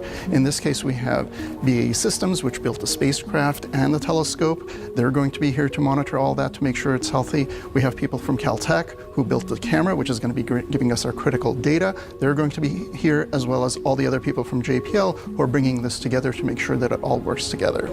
And finally, can you tell us about a fun tradition we have here at JPL that involves some Lucky Peanuts? Oh, absolutely. So the Lucky Peanuts have been involved with JPL's exploration of space from the very early days, and so we always think of them as a valuable tradition to make things go well. Now, we also actually have some Lucky Peanuts here with us, and I have seen Farah snack on them all the way here. Definitely, we need a little bit more of that good luck for separation coming up. I'll take us through separation. And now let's send it back to Jesse Anderson in Hawthorne with a look at SpaceX's history of supporting the next generation of space exploration with NASA.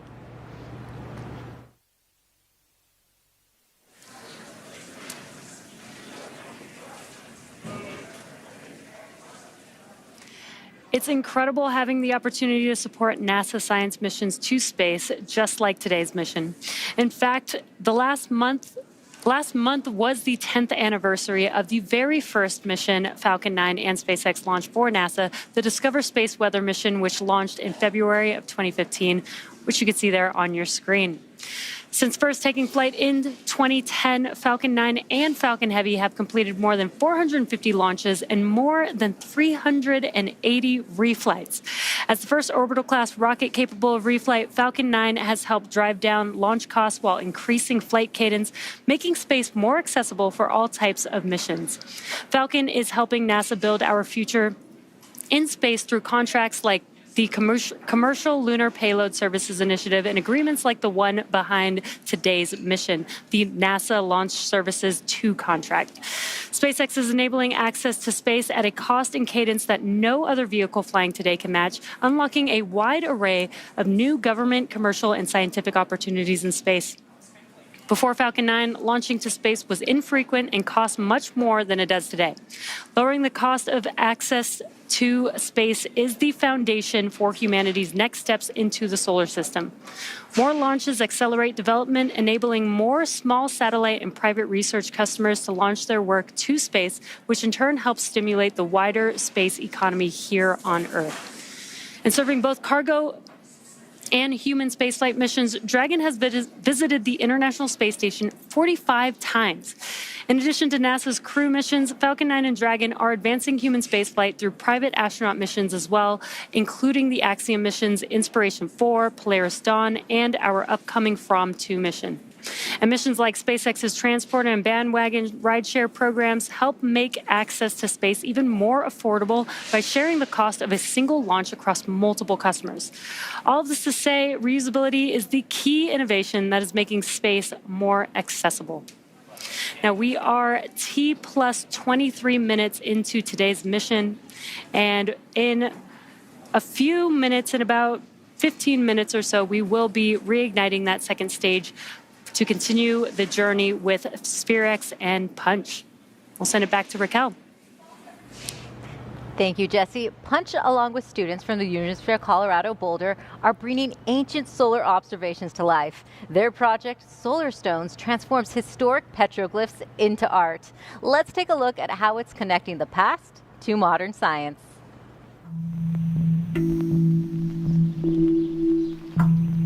Sitting next to me here are what we call our solar stones, and although we did not originally create the images depicted on these tablets, we replicated them from ancient petroglyphs down in Chaco Canyon National Park that were created around 1,000 years ago by the ancestral Pueblo people there. So this over here is the final version of our tablet. And it is a depiction of what we believe is a total solar eclipse around the year 1097. And the reason we believe that is because looking at this, it has all the telltale signs of an eclipse. It has an occultation in the center, where the moon would be blotting out the sun, this very circular shape. It has the solar corona out and along the sides, and up here on the top is what is believed to be a reflection of Venus.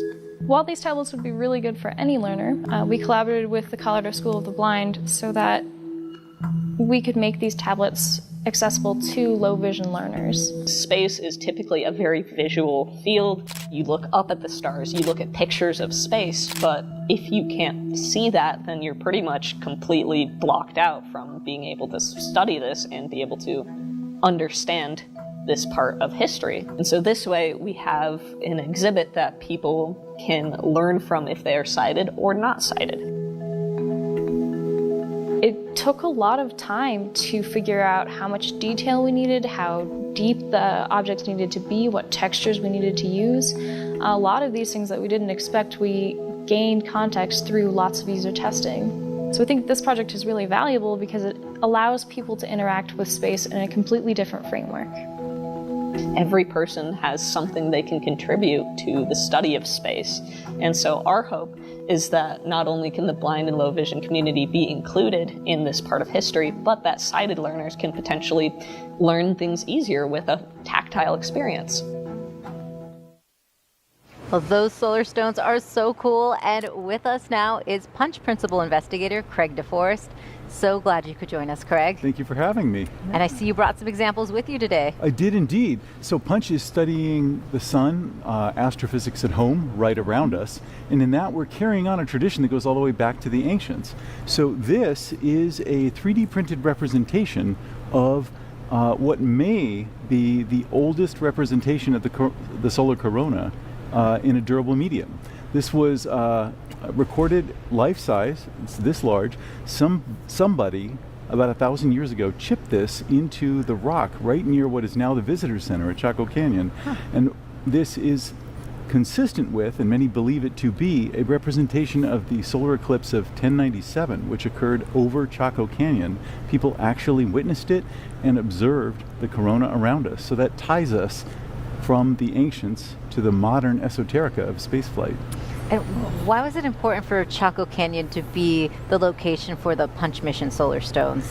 So we organized our outreach program around ancient and modern sun watching, and Chaco was a large center of culture about 1,000 years ago. The folks who lived here at that time had a long history of science, the technology that they had in hand, and of observing the sun around them to predict their environment and their future in much the same way that we do today. Though, of course, they were looking for things like agricultural planting times and things like that. But that thread of human curiosity looking at the environment around us extends all the way to what we do at NASA today.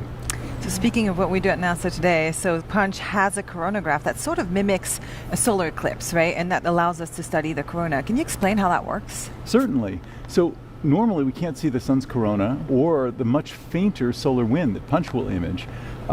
And the reason for that is the sky is too bright. The sun is very bright in the sky is very bright. We normally can't see the corona unless the moon blocks the sun out. When we're standing in the shadow of the moon, we can see around the planetoid to see the solar corona extending out into space. But that doesn't stop. That extends all the way out and washes over the Earth. So Punch is in space. We can, instead of the moon, apply a very carefully crafted piece of metal to cast a shadow on our camera and allow us to see the corona 24/7 around the clock. Oh. Wow. And, we really appreciate your expertise. We have some Punch questions coming in for viewers. Do you mind if we answer a few right now? Let's do it. All right, let's see what we have here. We have Rosanelle Acosta on YouTube wants to know, how does the satellite improve our ability to predict phenomena such as solar storms and their impact on Earth? So Punch will allow us to forecast space weather much better than we can now. Right now, we look at the space near the sun, the corona, and observe storms forming and leaving the sun. They streak out across the solar system at 1,000,000 miles an hour or more. And then we extrapolate all the way across the void to our planet. We don't have a way of measuring them in transit. So with Punch, we'll be able to track them in 3D as they make the entire journey to the Earth. So that's very similar to what we see if you saw the weather report earlier. We always look at those geosynchronous images of the Earth to track weather storms as they cross the face of the planet. We hope to do the same type of thing for space weather forecasting, where we can track the storms rather than just taking samples here and there. Well, Farah loves weather forecasting now, so she'll be tuning in for that. Kelly on Instagram wants to know, why is Punch a constellation of satellites? So Punch is a constellation because we want to look out from the sun in all directions, up to 45 degrees from the star. That's a 90-degree field of view. It would go from the horizon to the zenith. We had to get our spacecraft close to the ground stations because we wanted to radio a lot of data back to the Earth. That meant there was an enormous planet in the way. So we had to make the instrument as large as the planet to look out in all directions.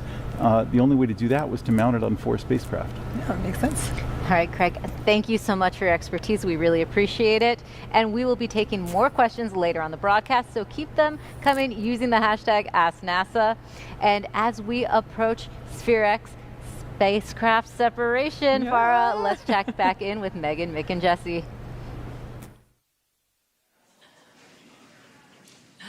Welcome back to SpaceX in Hawthorne, California. Megan, Mick, and I are just outside of Mission Control, where teams continue to monitor Falcon 9's second stage. And we have a view here that we're looking at, and we're seeing that stage 2 is currently coasting near Antarctica right now. So where it needs to be, we are loving the trajectory and seeing the data that we're getting back. The Falcon 9 lifted off of Vandenberg Space Force Base about 31 minutes ago. It's carrying 2 NASA science missions, SPHEREx and Punch, and both are headed to a sun-synchronous orbit around 650 kilometers above the Earth. Yeah, and what does that mean for us? That means that we will be passing over the same part of the Earth at roughly the same local solar time each day. That means that the lighting conditions are consistent for observations, which is important to SPHEREx and Punch. For SPHEREx, that provides a consistent illumination condition, reducing background noise from the varying sun angles. And for Punch, it keeps them in a fixed Sun-Earth viewing geometry, crucial for tracking the solar wind's continuous evolution. In short, this orbit allows both missions to maximize their scientific observations with minimal interference from the Earth's shadow. Yeah, basically, SPHEREx likes the sun and Punch does not like the sun. So they're really riding that. So they're really riding that day-night line, and it's just perfect. You know, that's why again we're flying these 2 missions together. So again, we're going to gather some really great science. SPHEREx is going to map our entire universe to gather data on billions of stars and galaxies, and then Punch is going to study our sun to really better forecast space weather and how it affects us.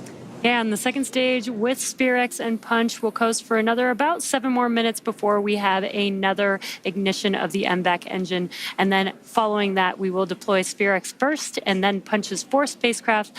As always, we're planning to have live views of each of those deployments starting at T+40 minutes.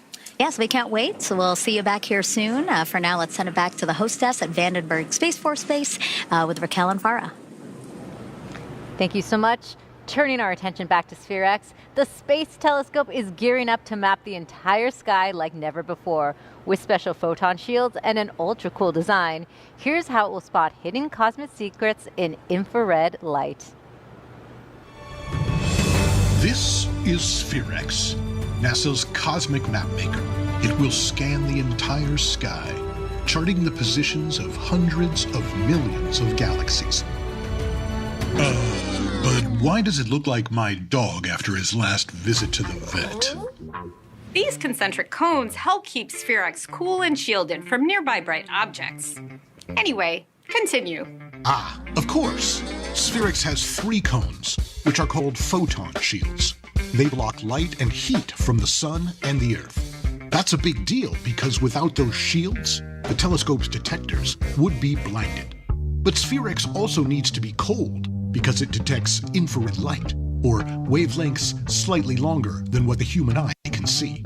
Infrared is emitted by warm objects on Earth and out in the universe. It's also emitted by the telescope. Keeping it cold reduces the infrared glow, which lets SPHEREx see faint objects that are really far away. That's right. These aren't cones of shame. They're SPHEREx's cones of fame. Here you can see one of SPHEREx's 3 cones being assembled. They sit atop this shiny jewel of a structure called a V-groove radiator. The mirrored surface directs heat out into space, cooling the telescope and the infrared detectors. Cooling them to minus 350 degrees Fahrenheit. That is cold. SPHEREx can help us study everything from what happened a few seconds after the Big Bang to where water comes from in planetary systems. That's why its full name is Spectro-Photometer for History of the Universe, Epoch of Reionization, and ICES Explorer. And I'm sorry, could you say that one more time? You can just keep calling it SPHEREx.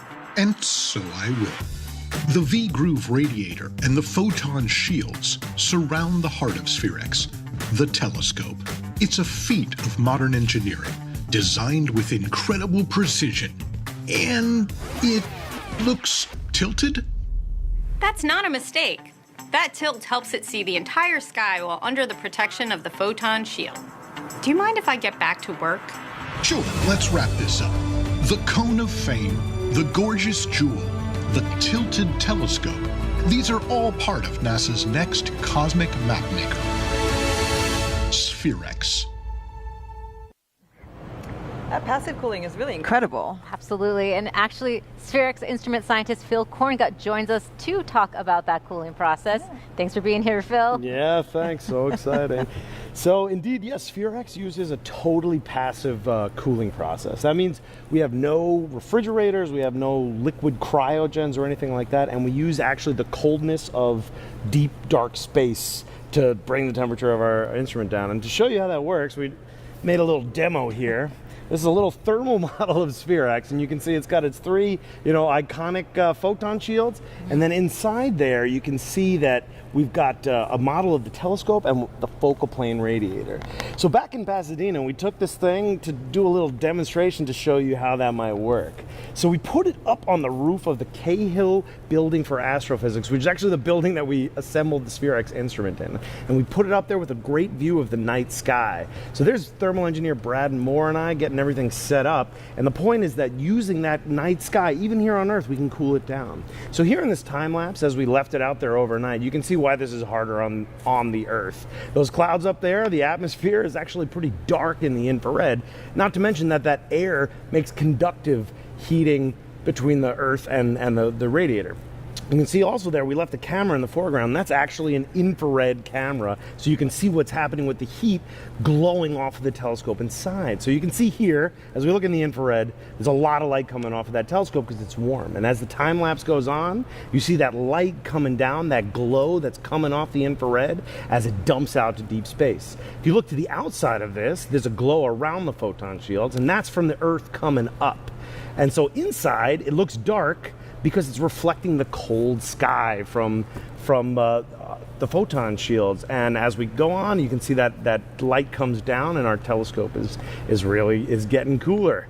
So the next morning, we come in and see what happened to our experiment. There's Brad and I coming in. You can see the glow from our hot coffee. This is an infrared video, so you see all the light that's actually glowing off of us at room temperature. Here we are looking in there to see what we found, and that's what it looks like. That radiator was nice and frosty. You can see when I swipe my finger across it, there's all that dew on there, and that's because we cool down using passive cooling below the dew point, and we condensed water, and we made a little frost on the outside, and we did some passive cooling on Earth. Well, Phil, that's actually what my car looked like this morning with the windshield wipers filled with dew. That's right, and that's actually passive cooling. And I bet you, if you looked at where your car was parked, it's actually had a great view of the sky. And if you maybe parked under, like a garage lid or a tree or something, you wouldn't have that because it didn't get to passively cool. And so SPHEREx is going to use that passive cooling to detect those super faint galaxies, right? That's right, yeah. And so as you saw in that video, which was in infrared, warm things are actually glowing like crazy. So we're trying to detect, light that comes from tiny blips of these galaxies all the way across on the other side of the universe. So in order to get there, we have to cool down the foreground because all that light is just swamping us, and we've got to get the light from the telescope glowing down so we can see those tiny blips across the universe. Right. Well, Phil, thank you so much for joining us. Now let's head back to the team in Hawthorne, California for a status update. All right, we're now 39 minutes into the mission, and coming up is what's called SES-2, and that's when SpaceX will reignite its second stage engine, which you see right on your screen there.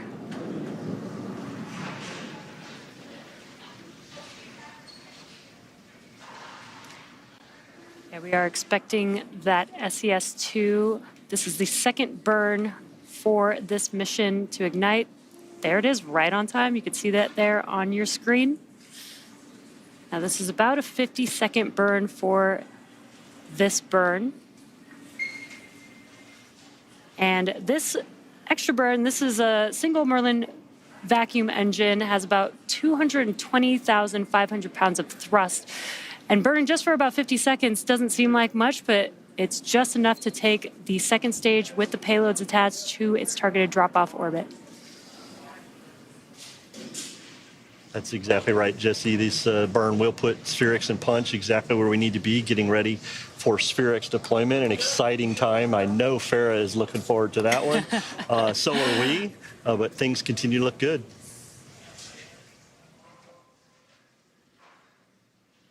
And there you can see on your screen that the MVAC engine is now shutting down. Nominal orbit insertion.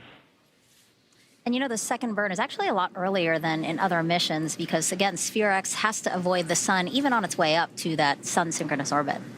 Yeah, as Mark Hammonds mentioned earlier, the earlier second burn is a planned burn to ensure that SPHEREx maintains that sun avoidance while achieving its intended orbit, and we heard nominal insertion there. This timing helps prevent the exposure to excessive solar radiation, keeps our thermal conditions that we just heard about within our limits, and ensures that proper instrumentation performance on the spacecraft getting ready for this trajectory and separation. And we did have a confirmation of second engine cutoff as well as good orbital insertion, as Mick called out there. And we are coming up in a few minutes. We will have, actually in about 30 seconds, we will have payload deploy of SPHEREx. We've got some great live views there on your screen. Earth looks amazing there. That is a really great view. And we're glad to have it. Again, we're expecting that deploy at 41:56, about there. SPHEREx was designed to operate for at least 2 years, but the team says if all goes well, it could operate much longer.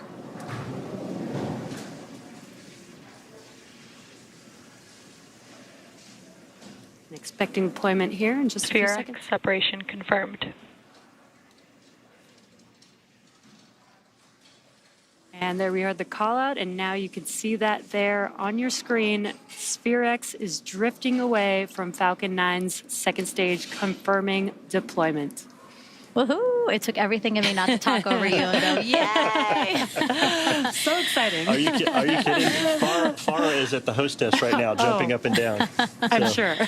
Yeah, again, great live views. It's always nice to see. And again, this is a great opportunity for the spacecraft team to see it happen in real time. So now the spacecraft has a 3-minute pass over a ground station in Antarctica. You might have heard it mentioned a couple of times in the broadcast. Troll is what that ground station is called. And the team hopes to confirm an initial signal with the spacecraft. Yeah, that initial signal will primarily be gathering engineering data for its health and status at this time. And once they confirm that and that it's ready to be operational, SPHEREx will then transition into its science phase, starting with calibration and test observations over the next few days or weeks that Farah had mentioned, and another pass over another ground station in Norway at about T plus 80 minutes. So about 40 minutes from now, they will start working on that and confirm that everything looks great on SPHEREx. So we're just waiting to hear that initial engineering data check from on AOS for SPHEREx, where they start receiving that engineering data just to make sure everything is good there at Troll. Those iconic cones around the spacecraft, again, you can still make it out as it gets farther and farther from the second stage. But actually, let's take a look inside the Mission Directors Center. So that is one of the rooms that we have at Vandenberg Space Force Base. And sitting inside there, we have NASA personnel, but we also have SPHEREx and Punch personnel. Actually, if you look at the front row of your screen, directly to the right of the aisle, that is Jamie Bach, and he's the principal investigator for SPHEREx. I don't know about you guys, but I'm going to be looking at him for a reaction. I don't know. I'm going to be looking at that whole room. I think they're going to be just as excited as he everybody. Waved. I think he heard us. You're watching. We're watching him. He's watching us. We're waiting for that initial AOS for that engineering checkout, and that team in the Mission Director Center there at 836 at Vandenberg Space Force Base, I know is excited to see this deployment also. Yeah, and he's in that first row. He's joined by some more spacecraft team members, as well as from some leadership at JPL. So really glad to just see the whole team there, waiting for again this important milestone. Again, we have this 3-minute pass with this ground station. So anywhere in this time, if we're able to get a hi, hello, quick acquisition of signal, that would be a great sign for the team. And then those subsequent passes over different ground stations, again, Norway as well as Alaska, Fairbanks, Alaska, will give them an opportunity to get even more information and more data from the spacecraft. Beautiful views from second stage there. Second stage performed very well tonight.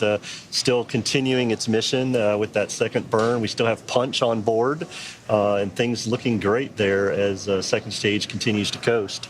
Yeah, Mick, some of my favorite things about launch is really the views from space that you don't get to see from down here, but we get to see it from the spacecraft out in space during these missions. And these were some incredible views tonight.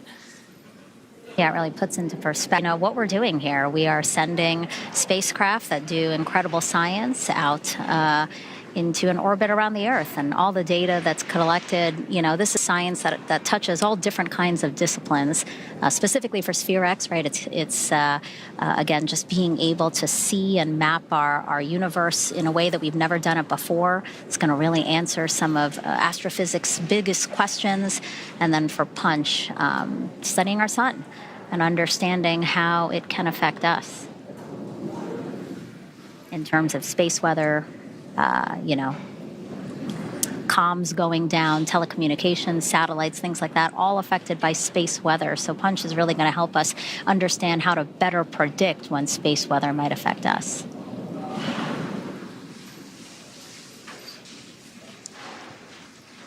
And it looked like we did lose acquisition of signal from the second stage, but the mission isn't over yet. Falcon 9 second stage is still carrying NASA's Punch mission, 4 satellites that will study our sun's corona. And those will start deploying around 52 minutes after launch. So be sure to stick around for that just a few minutes from now.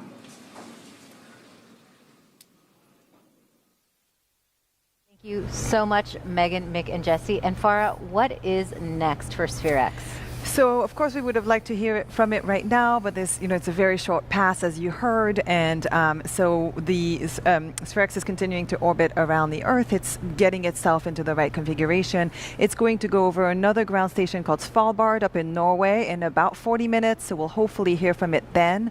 And so we'll be anxiously waiting to hear from her and to tell us that she's doing well in space. Well, thank you so much for that update, Farah. And joining us now is project scientist Olivier Doré.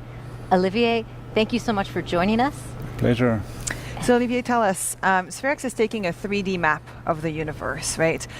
How and why is it doing that? Yeah, that's a very good question. Thanks, Farah. And this question is really at the core of SPHEREx mission goals and also its design. So let me start with the why. And to explain you the why, I will use this crystal ball here. And don't worry, I'll use a crystal ball to explain the past and not to predict the future. So, but if you look closely at this crystal ball here, what you see inside, you see all kind of small filamentary structures, elongated structures that connect and intersect. Some kind of three-dimensional spider web. So this turned out to be a really good visualization or representation of how galaxies are distributed throughout the universe. And in fact, we call that the cosmic web.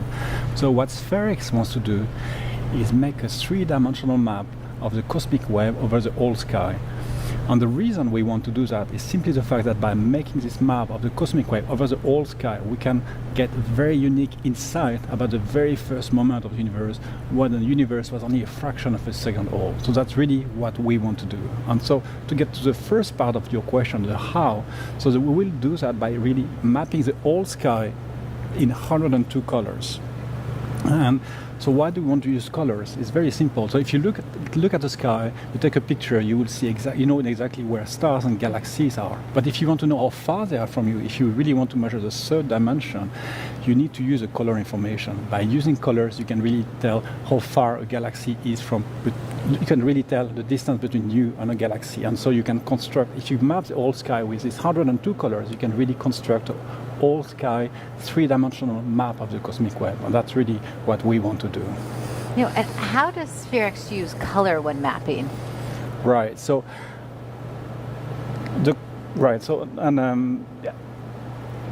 we will use, to make this map, we will use what we would like to use, rainbow colored glasses. Mm-hmm. And so you can think, when you use rainbow glasses, what's very interesting about it is that the color you see slightly is different depending on exactly where you look at. And so you could say that SPHEREx will use some kind of astronomical grade rainbow glasses that we put in front of our detectors. And so it means that each part of our detectors will see slightly different colors. And so by planning a very careful sequence of pictures, of exposures, we can really reconstruct the whole sky map in 102 colors. And that's really what we will do, that's how we will get this 102 colors that we need to make this map, this three-dimensional map of the cosmic web. Great. Thank you so much for your insight, Olivier. My pleasure. Yeah. So we are actually now heading back to Hawthorne, California for an update.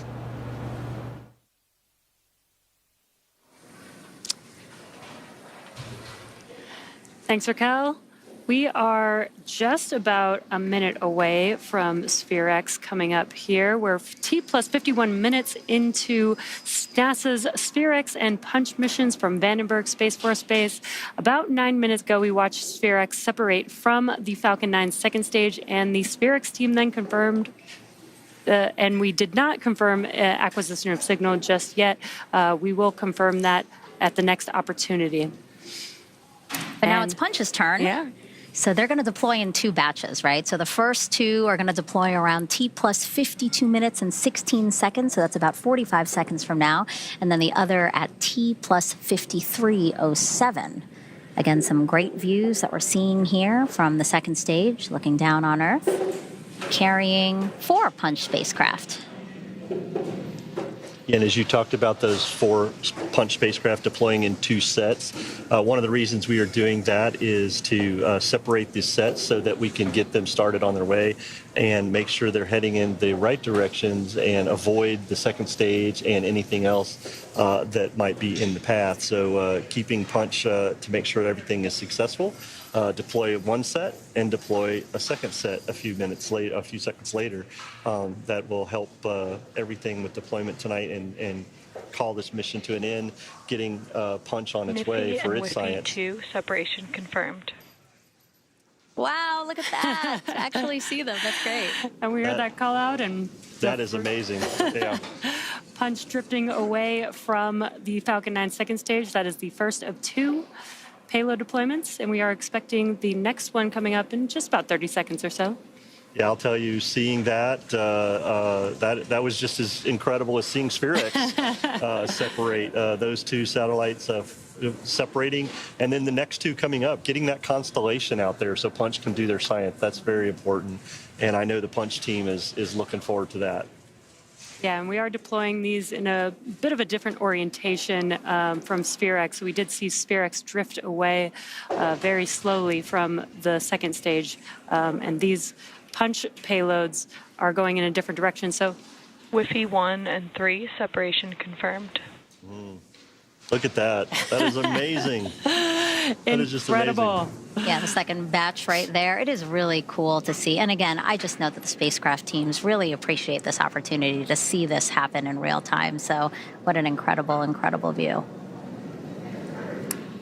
All right, so the Punch team is going to have to wait a bit longer to confirm their acquisition of signal for both sets of spacecraft. Mick, can you talk to us about when they expect to be able to confirm signals? Yeah, the Punch team will have to wait about 30 minutes, Megan, to acquire signal from one of the spacecraft. Now that we have separated them successfully and things look great, this will help to confirm the signal for all four, or they'll hope to confirm the signal to all four satellites within an hour after separation today. So a little bit more time for the Punch team to verify everything is good, but it was awesome to see separation tonight and Punch on its way. Yeah, it's again important to mention that, again, 4 separate spacecraft. We will have to acquire signal with each of those spacecraft, but again, they're hoping to acquire signal with all of those four spacecraft. That's a tongue twister. 4 spacecraft within an hour from now, which is when we just separated. So we will not be able to cover that live for you guys, but we will be updating our social media, and you can also check out blogs.nasa.gov/punch. Yeah, and these views have been so incredible. It has been such an exciting mission so far. And this really is just the beginning of the journey for SPHEREx and for Punch.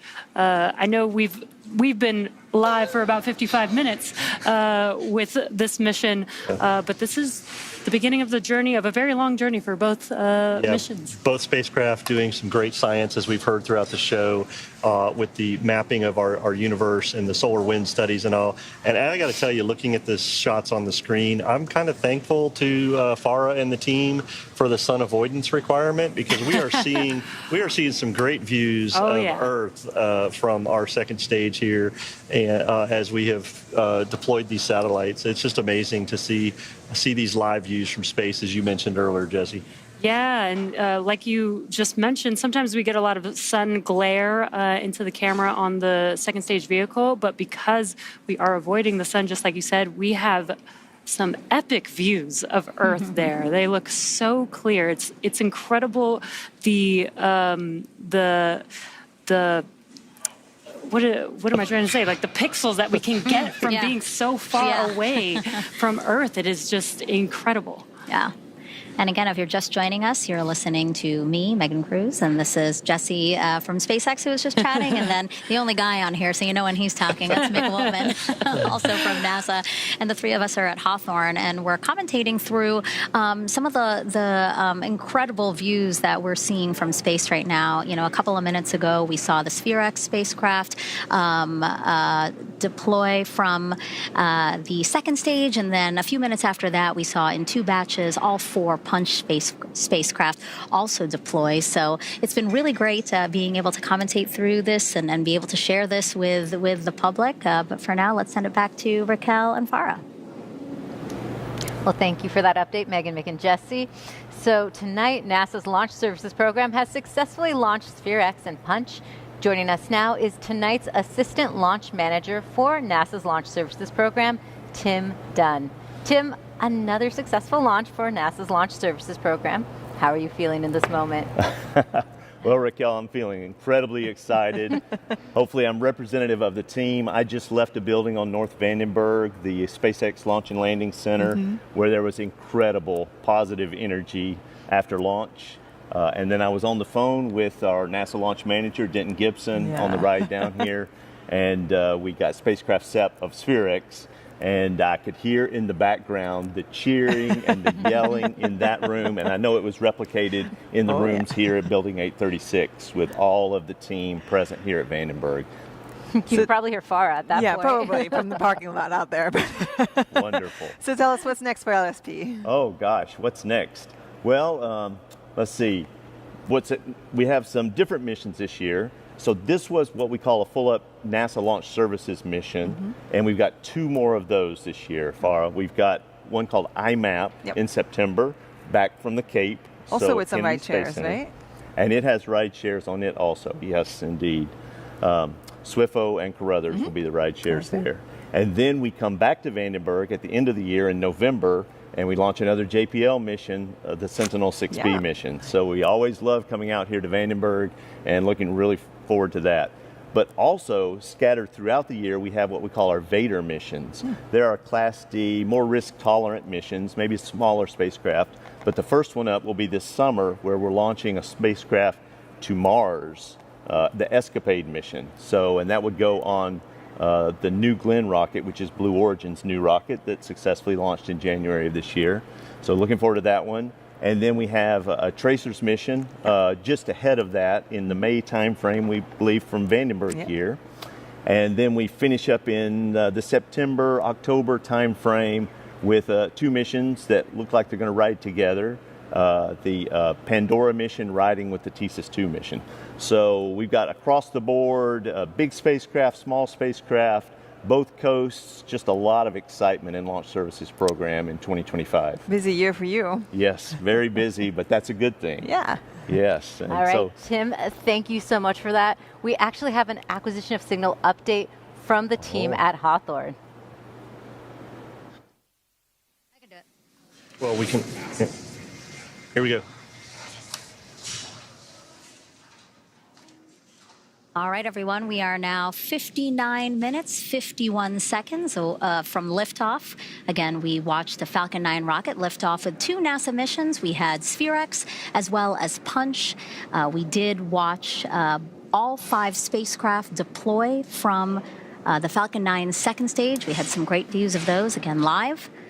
And then we are currently waiting on AOS for all 5 spacecraft. Mick, talk to us about the opportunities. You know, the spacecraft team for SPHEREx was hoping that we would be able to confirm a signal within the first couple of minutes after separation. But we did also know that's a short 3-minute pass. It's this next one that's a longer opportunity where they hope to really acquire that signal. Yeah, their next opportunity will be over the Fairbanks ground station, and they'll be looking for checking out SPHEREx and making sure things are healthy and looking good for SPHEREx as they get into getting ready for conditioning for science mission and all. But again, we did separate them very well into a proper orbit. Things looking good.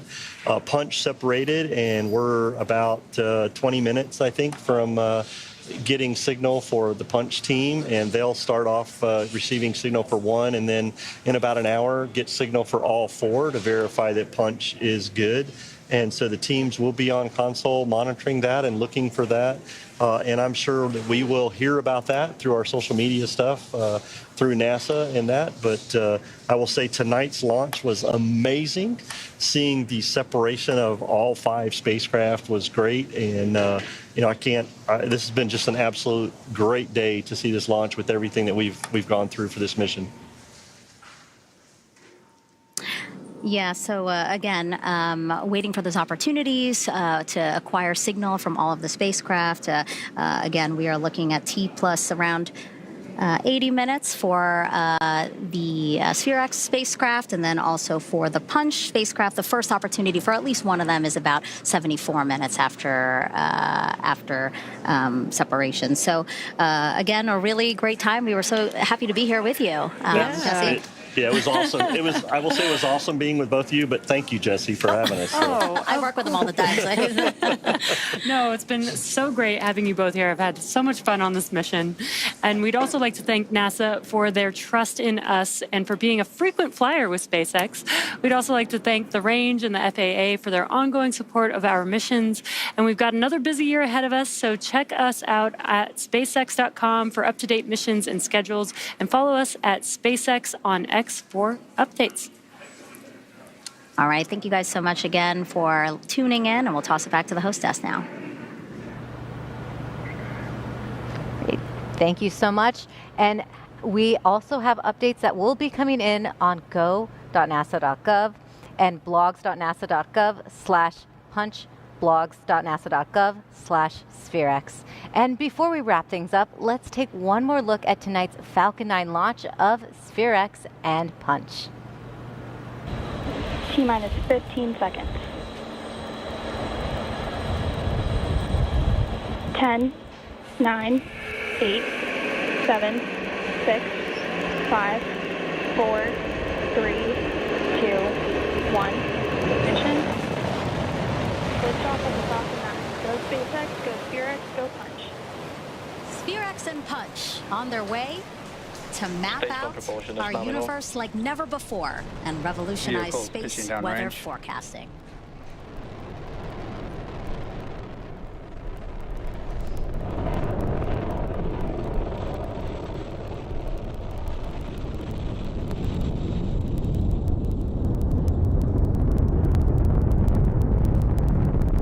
We are T plus 30 seconds into flight, and we are currently firing all 9 of those M1D engines. And after about 50 seconds, we'll begin throttling down those engines, which slow the vehicle down just slightly in order to prepare. Power telemetry nominal. In order to prepare for passing through max Q, and that is maximum aerodynamic pressure. That's the largest structural load that the vehicle will see during ascent, so slowing the vehicle down. Vehicle super